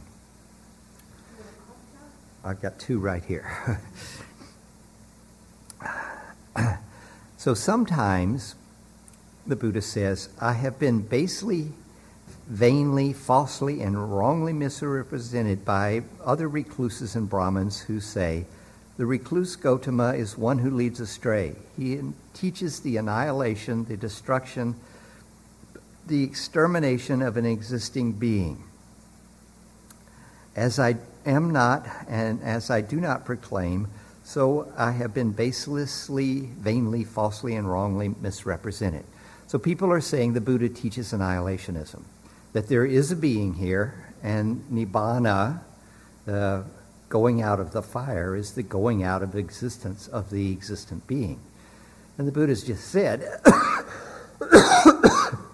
there's nothing that actually is an existing being. And so they're misrepresenting him when they accuse him of annihilationism. Bhikkhus, both formally and now, what I teach is dukkha and the cessation of dukkha. If others abuse, revile, scold, and harass the Tathagata for that, the Tathagata on that account feels no annoyance, bitterness, or dejection of heart. And if others honor, respect, revere, and venerate the Tathagata for that, the Tathagata on that account feels no delight, joy, or elation of heart.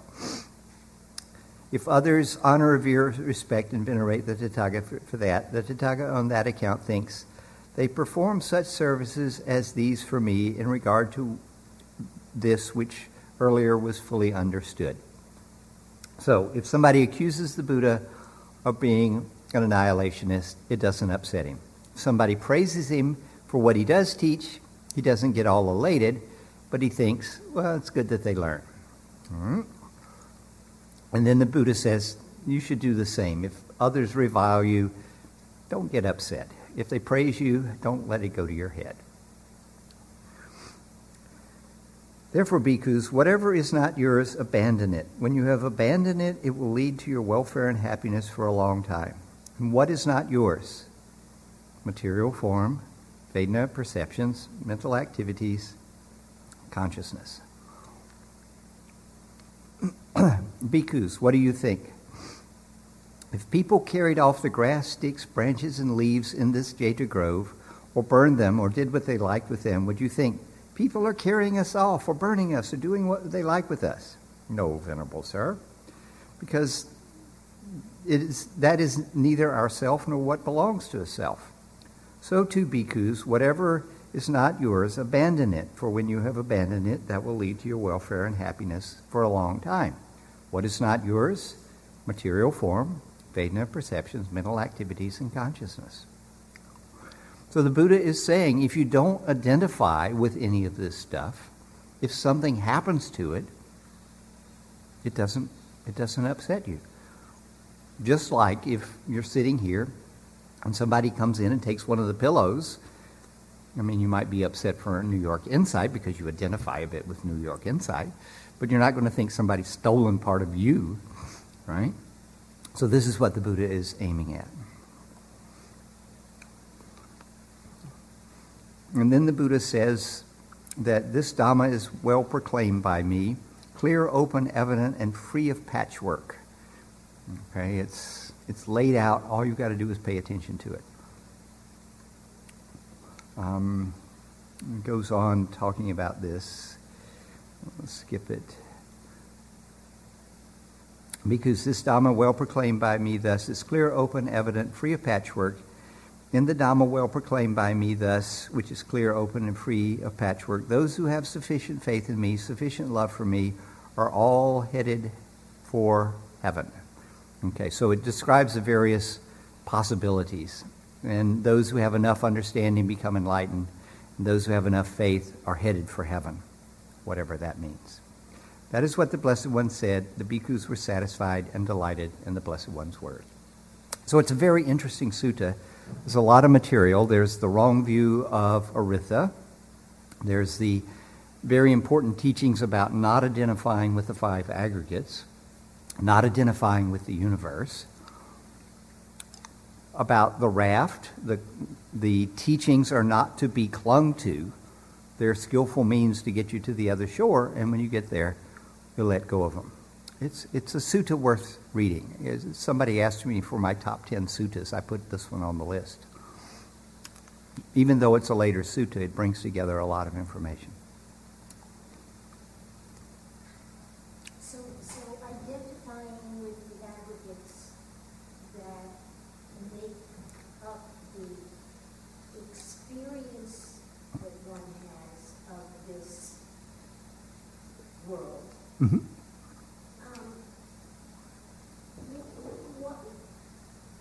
I don't even know. How do you live? I mean, one has experience. Experiences happen. Experiences happen. But it's even more complicated than that because we are forced in some instances to make experiences happen and to choose one experience over another experience. And so, Right. who is doing all of this? Ah, you were perfectly fine up until you asked the who question. Who questions from a relative viewpoint are me. Okay? I'm the one who agreed to come to New York and teach this weekend. Right? You're the ones who got up this morning and took the subway or wherever, how you got here. Okay, I mean, this is pretty obvious. But this is from the relative viewpoint. From the absolute viewpoint, all questions about who are the same as the question, which way does the fire go when it goes out? Doesn't make any sense. It doesn't make any sense. Right. The question, which way does the fire go when it goes out? I mean, we say the fire goes out. Well, does it go north, south, east, west, up, down? Well, the question doesn't make any sense, right? On the absolute level, there are no who's. Okay? On the relative level, there's me and there's you. On the absolute level, stuff is just happening. So, but okay, I know that in my mind. How does one get that in the gut so that there's a shift to really living that way? This is what I meant about the skillful Right. balancing of those two You, concurrently. you get that to that place just like you get to Carnegie Hall. Practice. Yeah. Yeah. It really is a matter of practice. And the practice is off the cushion with right speech, right action, right livelihood. It's on the cushion with the meditation practice, the insight practices. It's off the cushion with right effort and on the cushion with right effort. That's knowing if you've got an unwholesome state of mind and making it go away, or you've got a wholesome state and keeping it going. It's both on and off the cushion with mindfulness. It's on the cushion with concentration, right? Although it helps to be concentrated at other times as well. And it's both on and off the cushion with right view and both on and off the cushion with right intentions. Okay? It really is just trying to lead your life from the basis of the Eightfold Path. Keeping the precepts, paying attention to what's going on, acting from a place of letting go, love, and compassion, because that's right intention, and keeping the view of dependent origination and the Four Noble Truths. I mean, the Four Noble Truths are really a summary of part of dependent origination, right? So keeping that in mind and holding it all lightly. Don't lock in on the views.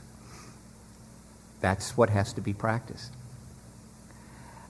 And as the Dalai Lama said, you should probably measure your progress in 5-year increments.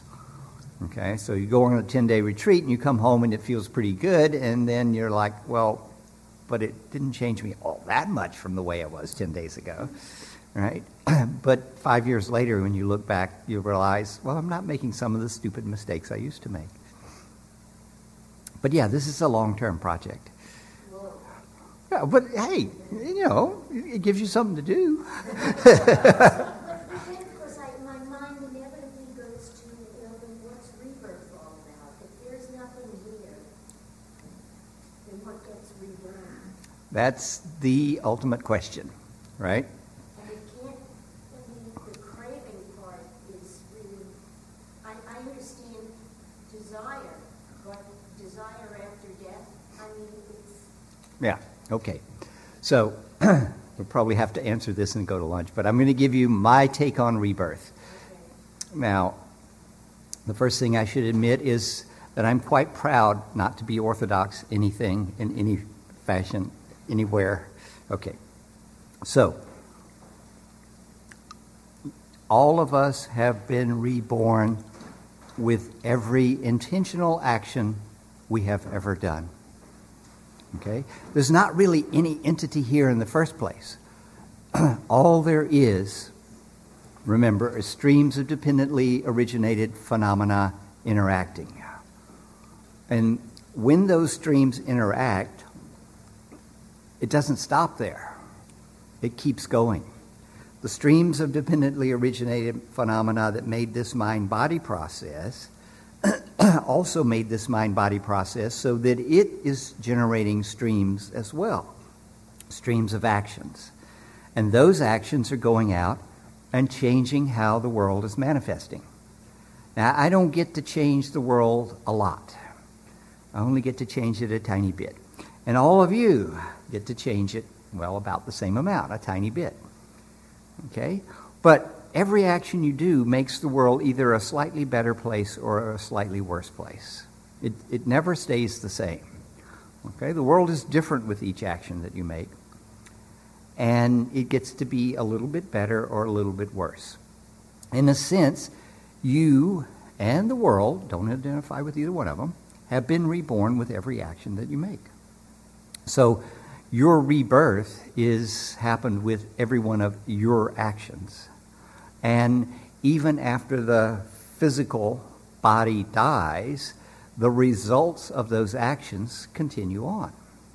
There's the friends that you had and the influence you had on them. If you have any children, then your genetics is passing on, and certainly the interaction with all those kids, the people you worked with, whatever you created at your work, just if you were nice to somebody on the street, all of these things are having actions, and all of this is unfolding.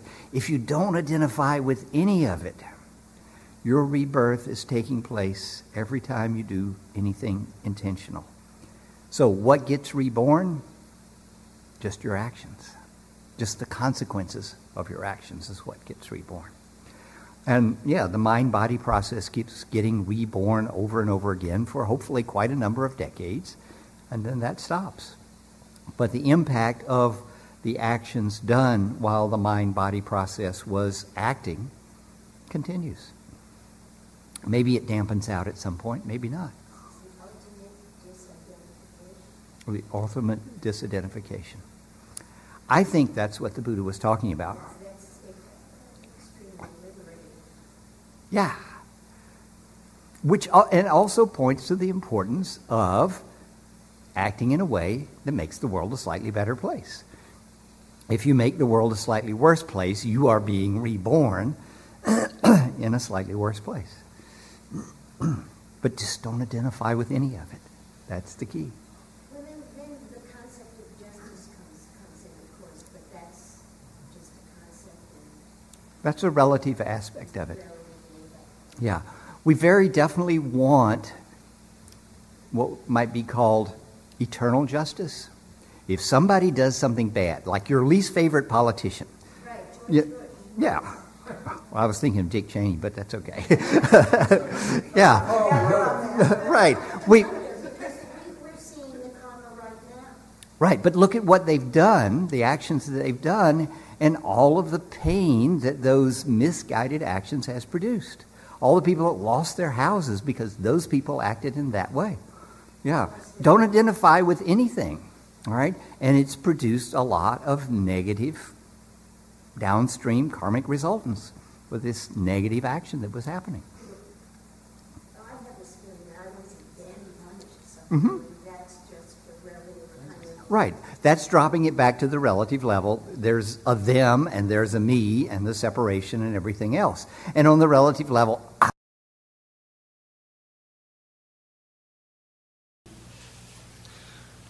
so there's a couple more suttas I want to talk about with right view. And the first one is the one that was mentioned before lunch. The Greater Discourse on the Destruction of Craving. Thus have I heard. Once the Buddha was living at Savatthi in Jeta's Grove on Anathapindika's Park.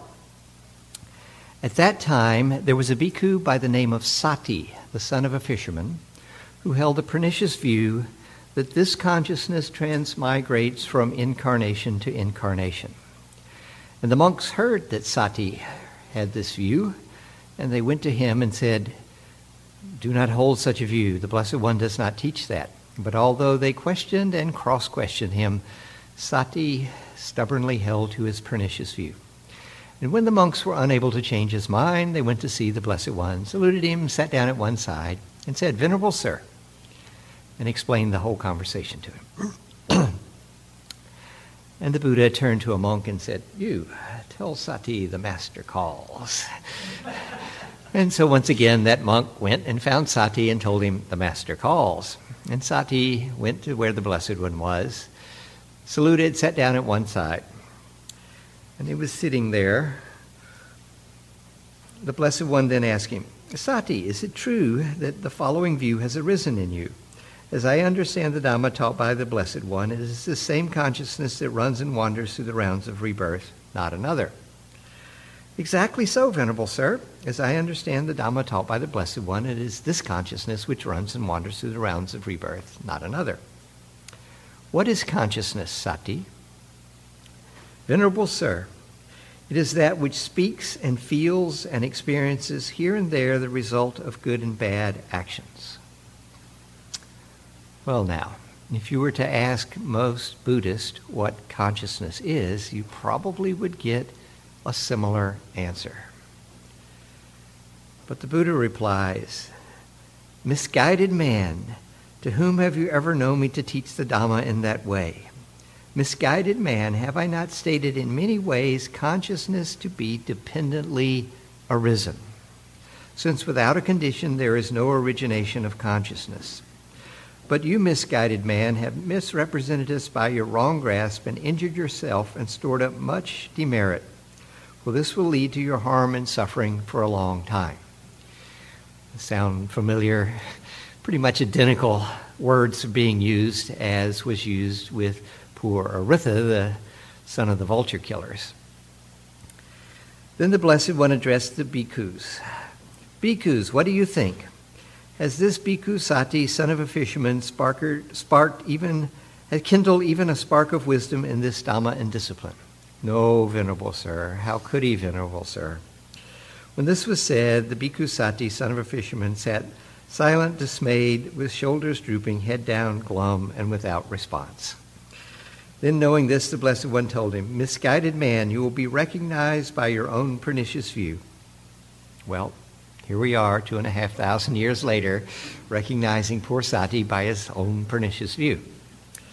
I shall question the monks on this matter. And he says, monks, do you understand the way Sati understands?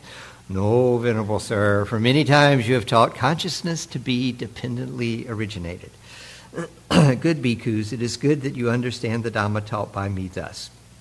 For in many ways I have shown consciousness to be dependently originated.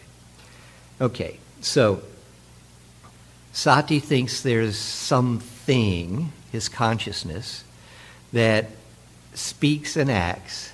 So it's the little guy sitting behind the eyeballs pulling the levers, right? And furthermore, it experiences here and there, or this life and the next life, the results of good and bad actions. So there's a little guy behind the eyeballs, and when you die, the little guy behind the eyeballs gets transported into the next incarnation and sits behind somebody else's eyeballs and pulls the levers and experiences any unresolved karmic resultants at that time. And this is pretty much Orthodox Buddhism today. But the Buddha says, no, I've taught you that consciousness is dependently originated. He says, consciousness is reckoned by the particular condition dependent upon which it arises. If it arises dependent on eye and sights, it's eye consciousness. If it arises dependent on ear and sounds, ear consciousness. Nose and smells, nose consciousness. Taste, tongue and taste, tongue consciousness. Body and textures, body consciousness. Mind and mind objects, mind consciousness. All right? So we have a consciousness for each of the senses. There is no way that you can, say, look at a record, remember records, and hear the music, right? You needed something to vibrate it and turn it into sound, and then you could hear it, okay? And there's, for most people, no way they can listen to a piece of music and see anything. Now, there are people with synesthesia where there is some cross there, okay? But in general, you taste your food with your tongue. You know, you have some nice strawberries there, and you can't put your fingers on it anyway and get the experience of what the strawberries taste like. You just can't do it. And looking at it doesn't do it. And listening to the strawberries doesn't do it. You've got to actually hit the tongue with it. So the Buddha is saying that consciousness that arises is dependent on the object. Now, consciousness is very interesting. See the thing sticking out of the top of the Buddha's head? Can everybody see that? Okay, fix your attention right on it. Don't let your attention waver for an instant. Be right there. Now become aware of what's in your peripheral vision. What's in your peripheral vision was there all along. But when I said fix your attention on the thing on the top of the Buddha's head, you weren't conscious of what was there. All right? The sight objects were there. Your eye was there. The light was striking your eye, but the mental consciousness of those objects wasn't there because you were so consciously fixated on a different object. This is what consciousness is. It's that which knows would be a better definition than Sati's definition of the little guy behind the eyeballs that gets to go on. All right? So it's that mental aspect that knows, whether it knows taste or sights or anything else. The Buddha goes on to say, just as a fire is reckoned by the particular condition dependent upon which it burns, that is, when a fire is dependent on logs, it is a log fire. When it's on faggots, it's a faggot fire. When it's grass, it's a grass fire. When it burns dependent on cow dung, it's a cow dung fire. When it burns dependent on chaff, it's a chaff fire. We say the same thing, forest fire, house fire, etc. In the same way, consciousness is reckoned by the sense that it's dependent upon. So it's dependently originated. And then what follows in this sutta is one of the most tedious passages in all of the suttas. The Buddha questions the monks about dependent origination. It appears that this sutta is actually composed of three major parts. And what we've gotten up to this point appears to be the original sutta. and probably is the origination of the Buddha sending someone to bring back the guy with the pernicious view and saying, misguided man, you'll be known for a long time by your pernicious view, which appears actually in 3 suttas. Okay? So this appears to be the original up to this point. Then it appears that probably during the Abhidhamma period, this whole questionnaire, this catechism as it's referred to, on dependent origination appears. And it's got dependent origination going in forward order and reverse order and arising and ceasing in both forward and reverse and recapitulations and repeats. And it just goes on, and it's got nutriment thrown in. And it just goes and recapitulates and goes, and finally that section ends, and then we have something back probably from the original sutta that got stepped on. The whatever was in there originally got stepped on by all these question and answers. So original sutta, additional question and answers that stepped on what was originally there, and then this conclusion. Bhikkhus, knowing and seeing in this way, that is, knowing and seeing in terms of dependent origination, would you run back to the past thus? Were we in the past? Were we not in the past? What were we in the past? How were we in the past? Having been what did we become in the past? No, Venerable Sir. Knowing and seeing in this way, would you run forward to the future? Shall we be in the future? Shall we not be in the future? What shall we be in the future? How shall we be in the future? Having been what shall we become in the future? No, Venerable Sir. Knowing and seeing in this way, would you now be inwardly perplexed about the present? Am I? Am I not? What am I? How am I? Where has this being from? Where will it go? No, Venerable Sir. And then the Buddha asks, would you say this out of respect because I'm your teacher? No, Venerable Sir. Would you say this because you understand dependent origination? Yes, Venerable Sir. Good monks, it's good that you understand in this way. So, the Buddha's deepest answer to the question, or deepest response to the incorrect view of my consciousness goes from incarnation to incarnation, is to talk about dependent origination. Don't look at entities. I'm an entity, right? You're an entity. The glass is an entity. The microphone's an entity. The Buddha's saying, don't get caught up in entities. See everything as streams of dependently originated phenomena interacting. That's all there is. It's not that there is a self. It's not that there's not a self. What there is dependently originated phenomena rolling on. You are not the same as or different from conditions on which you depend. You are neither forever fused with them nor separated from them. This is the deathless teaching of Buddhas who care for the world. So this is basically what the Buddha is saying in his deepest teachings on rebirth or reincarnation. He's saying, don't think that there's some entity in there. He's saying that don't even ask that question. Look at the world in terms of dependently originated phenomena. Now, the sutta goes on from here. There's a sort of a little bridge which appears to be quite late, since it contradicts the early part about the Buddha saying there's no entity that goes on.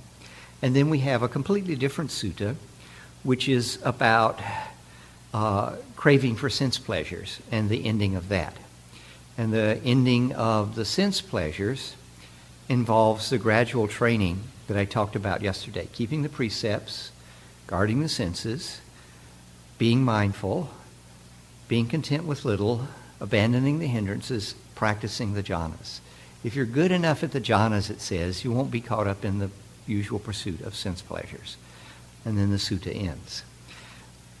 The sutta is the greater discourse on the destruction of craving. The second part, it's pretty obvious what the craving is. It's the craving for sense pleasures. Kama chanda, or kama tanha. This first part with the bhikkhu sati is bhava tanha, craving for becoming. Sati wants to become in his next life. And so in order to have his immortality project work, he postulates that it is consciousness is what goes on. And the Buddha is saying, no, the destruction of that craving comes about when you clearly see there's nothing but dependently originated phenomena rolling on. And then in a completely separate sutta, he says the destruction of the kama tanha, the craving for sense pleasures, comes about when you're skilled enough with the jhanas that you go there for your sense pleasures instead of, well, he doesn't say watching TV, but the equivalent from 2,500 years ago. So, questions, comments?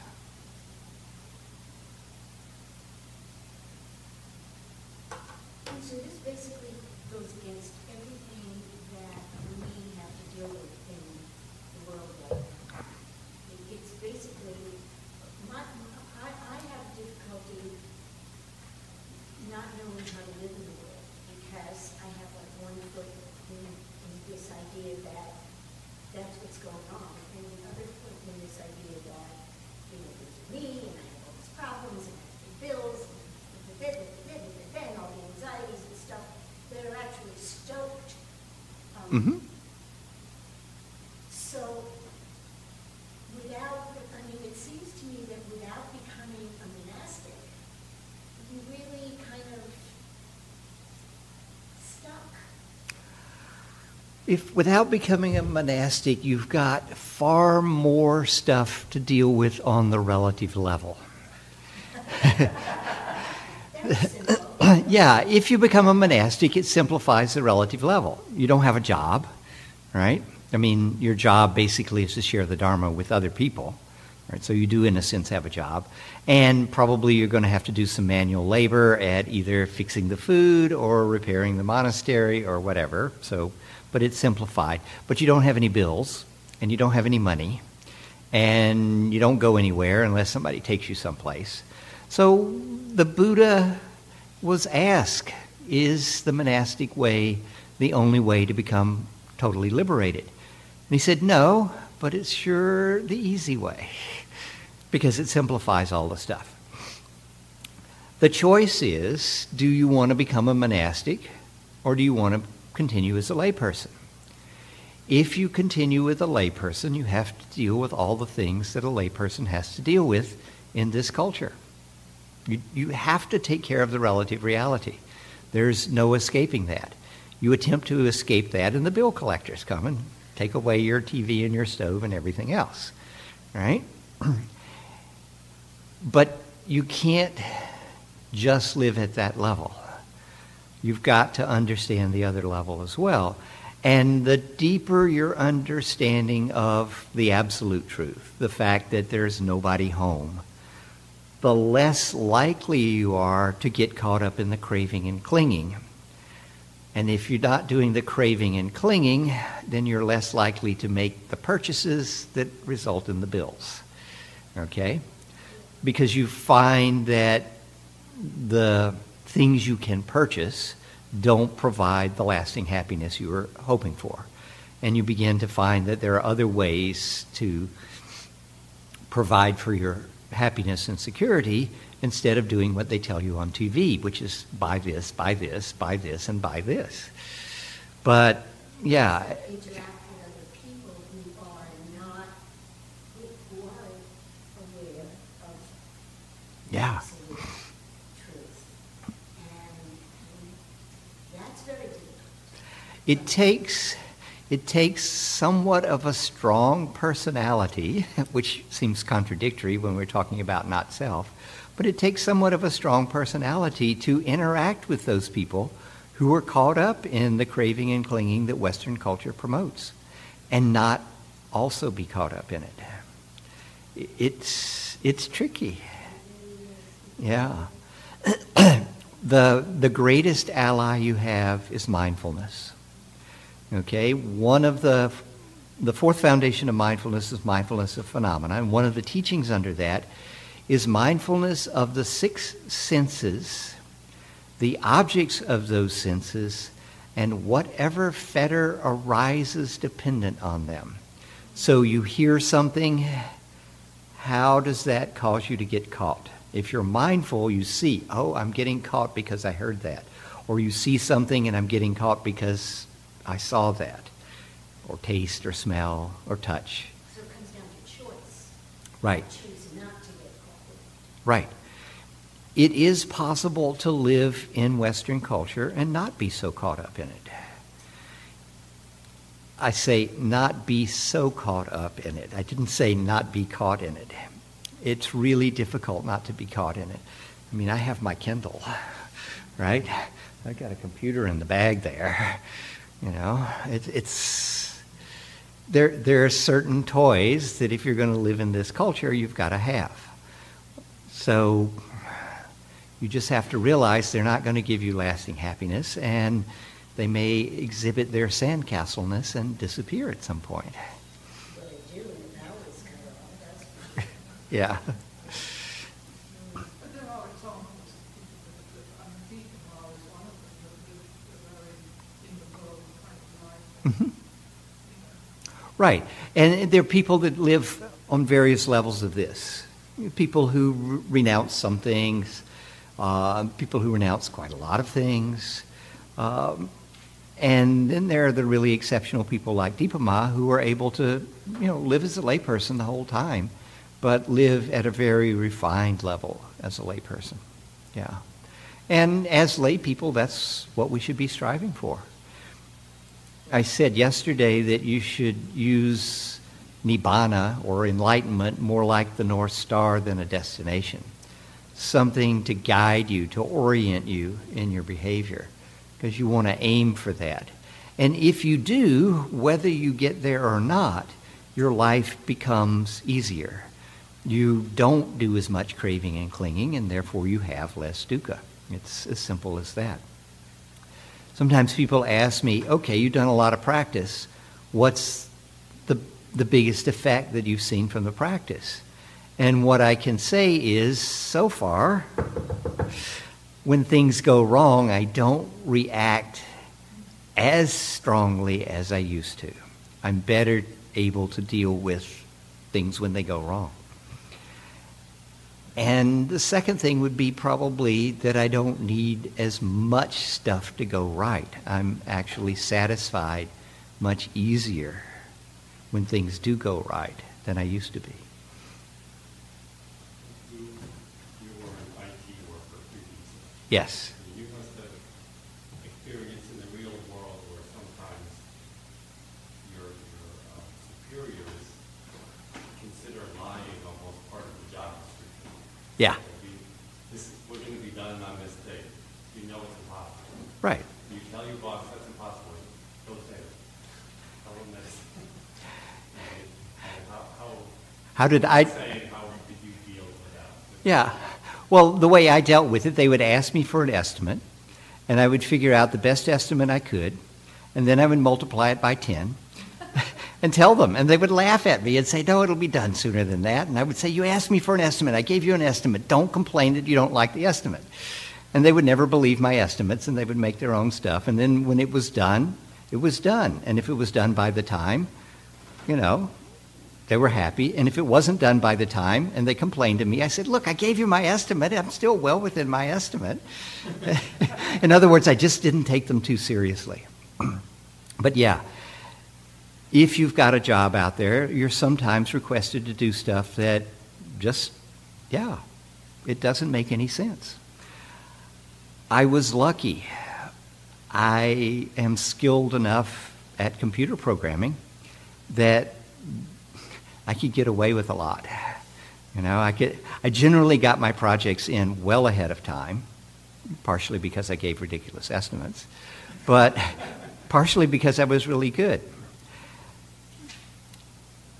And there was one time I worked for the company that did Dial-A-Joke, Dial-A-Soap Opera Update, Dial-A-Horoscope, Dial-A-Romance. Yeah, exactly. This was back in the 80s. Okay, long time ago. And so we had computers that, you called in and the computer talked to you. But the computer could also call out. And my boss comes to me and says, I want you to write a program that will call all the numbers in San Francisco and play an advertisement to whoever answers the phone. All right, this is early. Origins of spam. Yeah. And I refused to do it. I said, nope, I won't do that. And he was a little upset, but since he was dependent on me for all of the IT for the company, he couldn't exactly fire me because they were going to be screwed. So he hired someone else to do it. And the someone else wrote the program, and as soon as it was finished, the California Public Utilities Commission ruled that that was illegal, and he couldn't do it. So he'd wasted all his money hiring somebody to do something that was illegal. Of course, eventually somebody got to the PUC and convinced them that it was legal, and we get all the phone calls. But yeah, sometimes you've just got to say, no, I won't do that, and let the chips fall where they may. If he'd fired me, I'd have gotten another job or gone traveling or something. But I wasn't the least bit worried about being fired because I knew I was in a position where they needed me.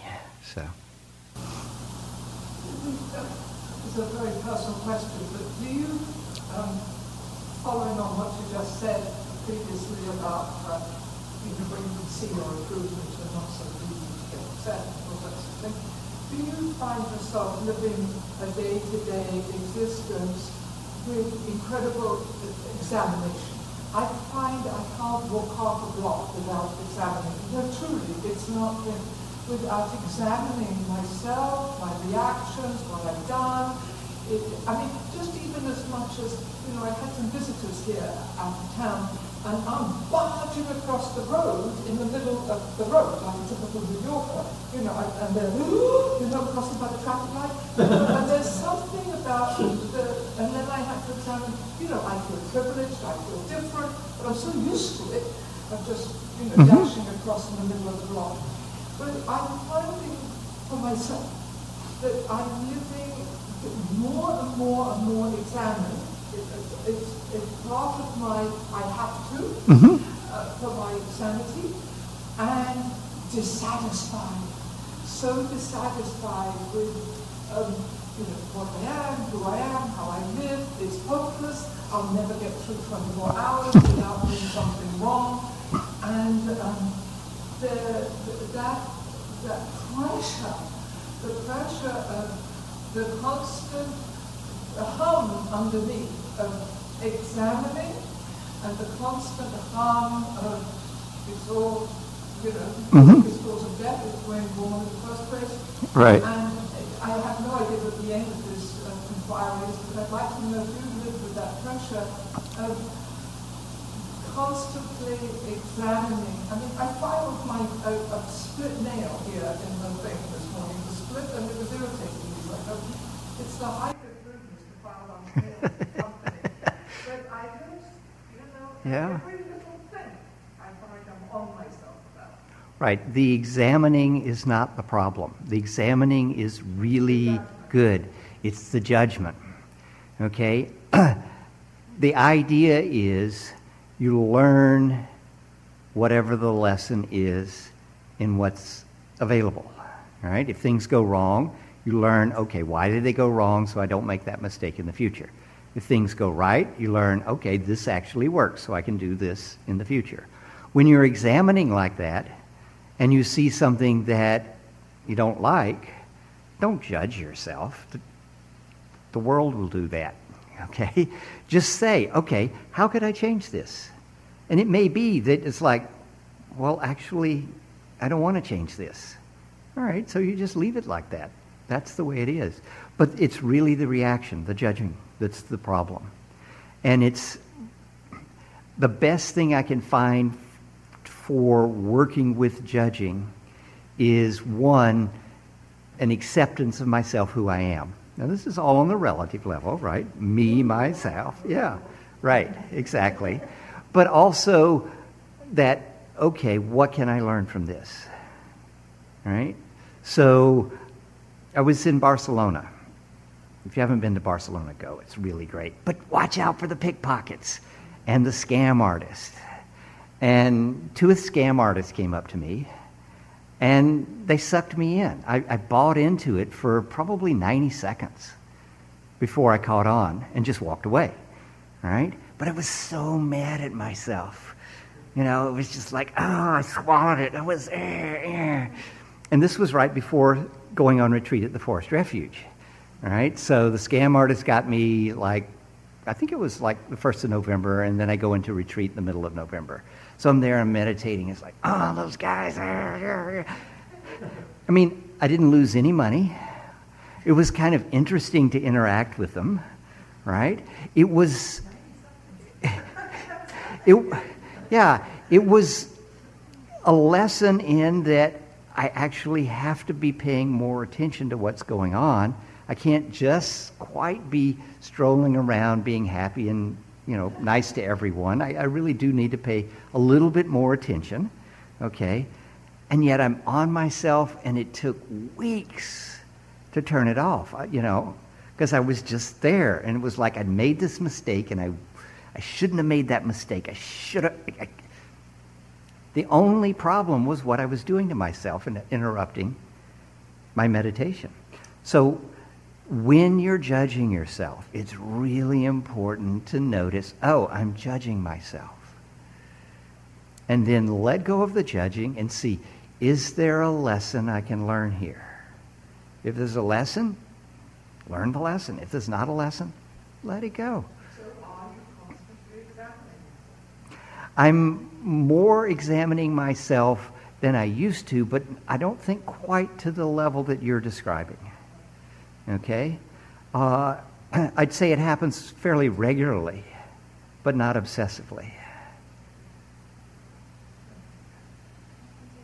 was curious if you might talk a little bit about how one might move from more theoretical to rather experiential knowledge of dependent origination. Mm-hmm. And one other question I had is, you know, very modestly read about this, and I've heard in terms of more encouragement of the idea of emptiness as the womb of compassion. Would you please speak a little bit? Emptiness is As the womb of compassion. emptiness is the womb of compassion. Yeah. Such that if we come closer to realizing emptiness, Mm-hmm. you know, if that's humanly possible, that compassion is something that will spontaneously arise. Right, right. So as a practical way of working with dependent origination is notice the things upon which you depend. Okay? I don't know what you ate for lunch, but you didn't grow it, probably. Right? So you're dependent upon the grocer you bought it from. You're dependent upon the farmer that grew it. In California, I'm dependent upon the illegal aliens who came in and picked it. Right? So there's a lot of people involved with every bite that I eat. So just start noticing the dependent relationships. When you're in Central Park, notice all those trees that are exhaling oxygen for you to inhale. And so just as a general sense of dependent origination, notice how one thing depends on another. Right? We were dependent on somebody coming, opening the door this morning. We were dependent upon the electricity. I mean, the list goes on. So anytime you find yourself in a situation where you've got a chance to analyze what's going on with it, just start looking to see, all right? Whether it's you or something else, you know, external to you. I mean, you're standing there waiting for the light to change, and you notice a taxi going by, all right? Transportation in New York City is dependent upon shared transportation. Right? There's too many people here for everybody to have their own car running around. Okay, so that taxi sort of triggers, not that you currently are dependent, you're out walking, you're actually doing the individual transportation, but the overall transportation here, because there's so many taxis and buses and subways and everything else, you start seeing, oh, yeah, it's dependent upon being shared. And so you're just looking for examples of that all the time, noticing that one thing arises dependent on other things. You don't have to identify all of the things that it's dependent upon, but just notice that nothing is standing by itself. Okay? That's one of the ways to notice it. Now, you mentioned Nagarjuna. In chapter 24 of his Fundamental Verses on the Middle Way, he makes what most people consider the heart of his argument. He says that everything is dependently originated, everything is empty. And he equates emptiness and dependent origination. Okay, so the fact that this is a glass, it's conventional, and that actually it's dependent upon silicon and heat and, I don't remember all the things that go into making glass, right? And the table here is dependent upon trees, which are dependent upon water and minerals in the earth and sunshine, and dependent upon somebody chopping down the trees and somebody milling the wood and somebody making a table. All of this stuff we see coming together, so there's no inherent tableness in the table, no inherent glassness in the glass. Right? As I said, this is a bus shelter if you're a leprechaun. Okay? So the lack of inherent existence in things, the lack of tableness in this, the lack of leanness in this is the same as emptiness. And that emptiness is seen as that everything is dependent on other things. Okay? Once you clearly see it's not just this is dependent on a bunch of stuff over there and that's dependent on a bunch of stuff over here, but it's all interacting. The things that make the table made the bowl, made me, made the hurricane, okay? All of this stuff is interacting. And realizing the interrelated nature of all of these interacting things, one begins to realize one is not separate from all of these things, and therefore one should act with compassion towards all of these sentient things. So that's where the compassion comes from. It's recognizing the empty nature, that is the dependently originated nature, and the interactions of all the phenomena that eventually come to make the individual objects. And through those interactions, realizing that nothing is actually separate. And then with the lack of separation, compassion. I mean, if this hand is caught, this hand doesn't go, you stupid hand, right? It's immediately there to get it free. Well, we're all hands on the same limb of humanity. Can I add to that in the sense that subatomic particles, all is nature, all molecular structures are empty. Right. 100%. So there's no substance, as we call materiality. And the fact that something feels solid is because we cannot perceive the speed of this interaction with atomic particles at the table. It's actually not solid. So we experience that in the genres, that there's no solidity here. Yeah. So in a way, I think, going back to I guess some people missed that yesterday, but it's kind of experiencing the emptiness and the non-solidity of it all. It's to actually, native states of Right. The key thing, though, the way that the word shunyata is used by Nagarjuna is to see that things don't have, they're empty of inherent existence because they're all dependently originated. You and everything else not the same as conditions on which you depend. You're not the same as, or you're not fused with or separated from them. When the Buddha said that he was well gone, Well gone is one of the translations of Tathagata. Okay, Tathagata literally probably is thus gone, but actually, if you look at the real origin of the word, thus is like a synonym for truth, and gone, the gata part, can also mean arrived at. So a Tathagata is one who has arrived at the truth. Yeah, it does. I only discovered that by playing with the dictionary. Wow, that's amazing. That makes such a difference. Yeah. Because I'm thinking if there, if there isn't, the reincarnated soul, all the stories that are made up about Yeah. the immortality project, as you call it, where did he go? And, where did he escape to go? Yeah. But yes, one who's arrived at the truth, of course. Right. The word Tathagata seems to have been in common usage before the Buddha.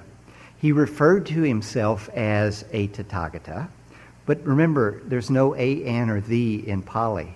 So he didn't say, I am the Tathagata. He didn't say, I am a Tathagata. He said, I am Tathagata. I have arrived at the truth, basically. Okay? So it's just a function of the syntax of English that we find it as always presented as the Tathagata. Right. Yeah. If you're going to read the English translations and really begin to get a sense of what the Pali is like, you need to throw out the a and the. So I actually, when I read suttas and I see the Tathagata, I generally tend to read it as a Tathagata because it doesn't sound right to throw out. But if I read it as one who has arrived at the truth, I don't need the a or the an. Our language is actually structured toward narcissism. Oh, yeah, yeah. Not only do you need to know to whom the Buddha was speaking and what that context is, you really need to know the Pali. And if you don't know the Pali, you need to know at least a little bit about the Pali to get an understanding. There's a lot of words that are habitually mistranslated. Vedana. What? The Bhagava would be the Blessed One, and that's a more common term for the Buddha. In the suttas, they didn't use it for anyone else, but it's a widely used term in India, in other traditions. So Bhagwan Shirajanish, remember him? Yeah, same word. Okay. So, yeah, there actually on my website I have a page of problematic Pali translations. Okay? I mean, Bhikkhu Bodhi does a great job, but there's some of the words, it's just like, eh. Like, what? Vedana, which is usually translated as feeling, but people think it means emotion. And if you go to Spirit Rock, yeah, well, it's California,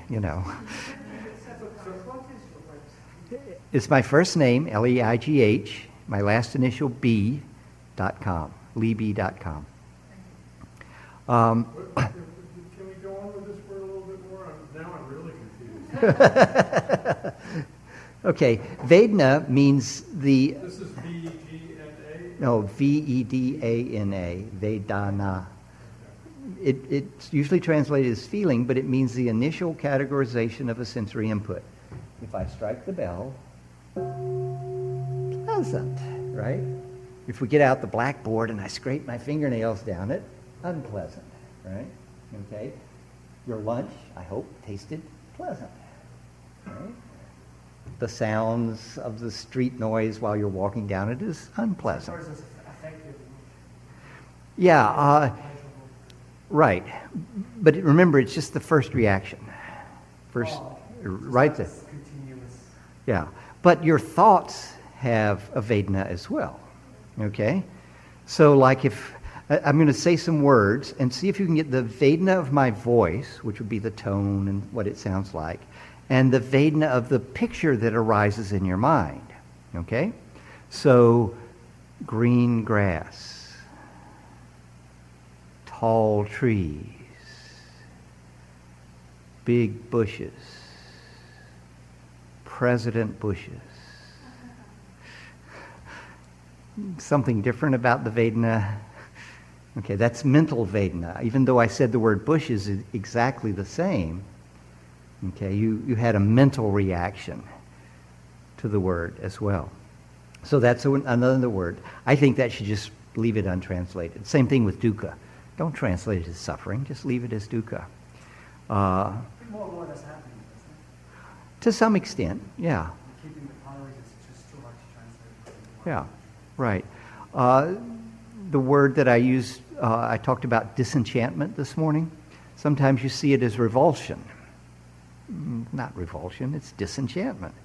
Okay, so yeah, it helps. And like I said, I have on my website this webpage of words that I've found that, yeah, kind of need to be cleaned up. And so sometimes when I'm reading stuff, I'm busy retranslating back into Pali or retranslating the English translation into a different English translation to get a sense of what's there. So. Can I ask you a relaxing question? I'm so fascinated. You keep talking about this website of yours. What, do you interact with that website all the time? Do you have a website that you can go in and change things and add things on and all that? Oh, yeah, I change it all the time. I mean, I was a computer programmer. Yes, I know. I wish I could ask them more in depth. Because I have a website and I can't go into it. Other people manage it. I don't know how. Yeah, well, it's just like any website, except I know how to program it. Yeah. So I change the pages, and they look good on my computer, and then I throw them up onto the internet. So. And of course, the program I use to change them is a program I wrote myself. Right. So. Let's do a practical question from this that was curious. Let's say if I do an hour practice, Mm-hmm. so I already kind of started mental generally.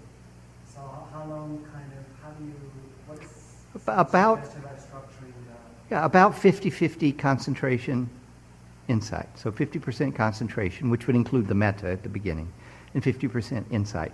Okay, 50. Yeah, about. But don't look at your watch. Just sort of estimate. Yeah. I was going to ask about, given the context of what we've been discussing, there is an urge in some to uncover the truth, Mm-hmm. and there does not exist that urge in others. Mm-hmm. And why is that? I know that's a ridiculous question. Yeah, I ponder it all the time. How come I want to know, and somebody next to me not only couldn't give a right. but is actually kind of turned off by that? Yeah. I would say it's conditioning, the conditions under which they grew up. A lot of people aren't interested in the truth. What they're interested in is security, right? And they found something that gives them a sense of security, and they don't want to mess with it, right? So they've got their belief system, and don't mess with my belief system. Of course, one of my friends pointed out you can't have a belief system without BS. So, yeah. But yeah, I mean, it's just the way it is. People are different. I look at my sister, who's quite different from me. I mean, she still lives in Mississippi. I got out of the South by the time I was 25. So, same environment, same, pretty close to same genetics and so forth. But yeah, we're very different. So. But even Buddha just never cared whether everybody got it right or not. I mean, he only taught those people that asked to be taught, and it was a choice. You choose to be. Yeah. Again, call the truth, and other people don't. It's not my job to care about. Yeah. Someone asked him, would everyone eventually become enlightened? And he said, well, I'm not going to answer that question, but anyone who does become enlightened will become enlightened by penetrating the Four Noble Truths. Yeah, so it's not, he couldn't say how many, but he could say, this is the way, and if you're interested, here's the path. This has something to do with some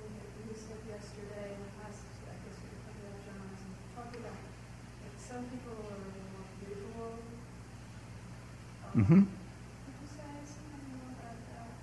People seem to have one of three ways as primarily relating to the world, either visually, auditorily, or kinesthetically.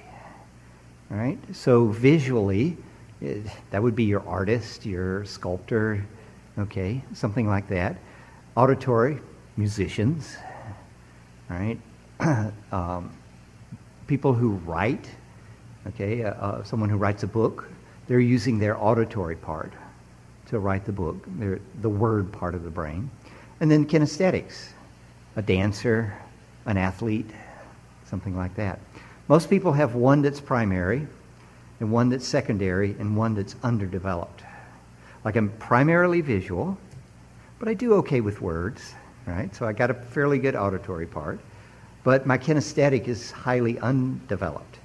I didn't enter my body till I was 27 years old. You know, I just used it to carry my head around. So it's not as well developed. But professional athletes, well, Yogi Berra is a perfect example. He was a catcher, all right? Catchers need to be able to see the whole field. So his visual was really good. He was quite good at batting, right? His visual was great. But being a catcher, that's an incredibly demanding kinesthetic activity. So his kinesthetic was really good. But his auditory, okay.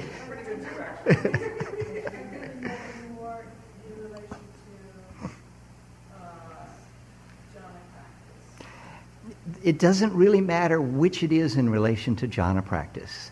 It doesn't, as far as I can tell, there's no advantage to any of those. If you're visual, you tend to see the jhanas. If you're kinesthetic, you tend to sense them almost tactily. You can feel when you're in them. If you're auditory, you probably tend to go to whatever your second is. If you're auditory and your second one is visual, you see them. If you're auditory and your second one is kinesthetic, you feel it. Because you don't really hear the jhanas. Okay? But it doesn't matter. It's the access method sometimes can be better if you pick one that's more for your primary thing. Mindfulness of breathing is a tactile sensation. So people that are primarily tactile have an easier time with mindfulness of breathing than someone who is primarily visual, secondary auditory, and tactile is their weakest one, right? The working with the visualizations that the Tibetans use, that's oriented towards somebody who's visual, right? That will also get you quite concentrated, right? The words, when you're doing metta practice, that's for someone who's auditory. The way Ayakema would do metta practice was as visualizations for someone who is visual, right? So sometimes it can make a difference for the access method. But the entry into the jhana pretty much is going to be the same. Once you're well concentrated, find some pamoja, some pleasant sensation to focus on, and then let your mind take over from there. And that doesn't really matter whether it's visual, kinesthetic, or auditory. Does that help? Well, maybe it's something different. So it's like knowing something, knowing something, but not having the words, but seeing it. Yeah, that would be somebody visual. Yeah. Yeah. And it may be that as you learn the jhana and you see your way into it, but you can't describe it. Right? You see how you do it. But if you try and describe it to somebody, you don't know the words for what you're doing, but you see what to do. Yeah. Or, if you're kinesthetic, you feel what to do. You can't see it, you can't describe it, but you feel how it is. When it feels like this, you put your attention here, and when it feels like that, you put your attention there, and then it happens. Yeah. It took me a long time to understand this idea of joy, because it says like it's awakening, and the sutta, but then often Buddha talks about this thing of bliss, joy, rapture. And I know that when I started doing jhanas, I knew I had access to them. It kind of helped me a great deal along how to make my practice into something that was kind of difficult. Much, I don't operate seats anymore. Yeah. difficult. Can you just talk a little bit about it? Because I guess we grew up in such a Judeo-Christian culture. It's kind of working hard and Mm-hmm. very Yeah. painful, and then all of a sudden Buddha comes and says, "No, this is Yeah. a pleasure that comes from harmlessness, doesn't harm anyone. It doesn't come from flesh or any sensual desire, but it's a very, like that was part of his awakening. So Right. You just, I mean, to me that was such a huge jump in my practice once I got the jhana, and the relief it gave me to not have to look for sensual pleasure outside or Yeah. there, but I could create it myself within Right. practice. The Buddha frequently talks about joy being part of the practice. You really need that on the spiritual path. You need to feel good about yourself and about what you're doing. That otherwise it's too big of a grind. I mean, it's hard. Yeah. And that's where the jhanas come in. They're a great source of this joy that you're needed. I mean, basically the movement through the jhanas is get a lot of rapture going, a lot of glee, calm it down to joy, calm it down further to contentment, calm it down further to equanimity. Now when you're that equanimous, go examine reality. Your mind has been buffered by the joy and quieted all the way down to equanimity. Now when you go see things, you have a much better chance of seeing it. So yeah, joy is an essential ingredient on the path. I mean, What about metta? How does that work? Because I find that also, coming from Zen, I never did any of this stuff. yeah. So now coming more to Theravada tradition, doing the metta kind of also changed completely my life. Yeah. And about the way I treat myself. She was talking about examining, and I think Buddha did not talk about examining, but keeping in mind what your task is not about judgment, Yeah. about being kind of compassionate, loving to oneself. And Right. others. Metta is definitely another source of joy. In fact, when you think about it, there's not a lot of difference between the feeling of love and the feeling of joy. The feeling of love is wishing that joy to someone else or to yourself, but the actual feeling is pretty much the same. So metta is, another way that you can produce that joy. Buddha didn't talk about it so much as a necessity, the way that he did about PT and concentration and so forth. But it certainly occurs in a large number of places, and it seems to be an important part of the path, definitely. Yeah, right. And basically these are the mind states you want to cultivate, and he talks about that quite frequently.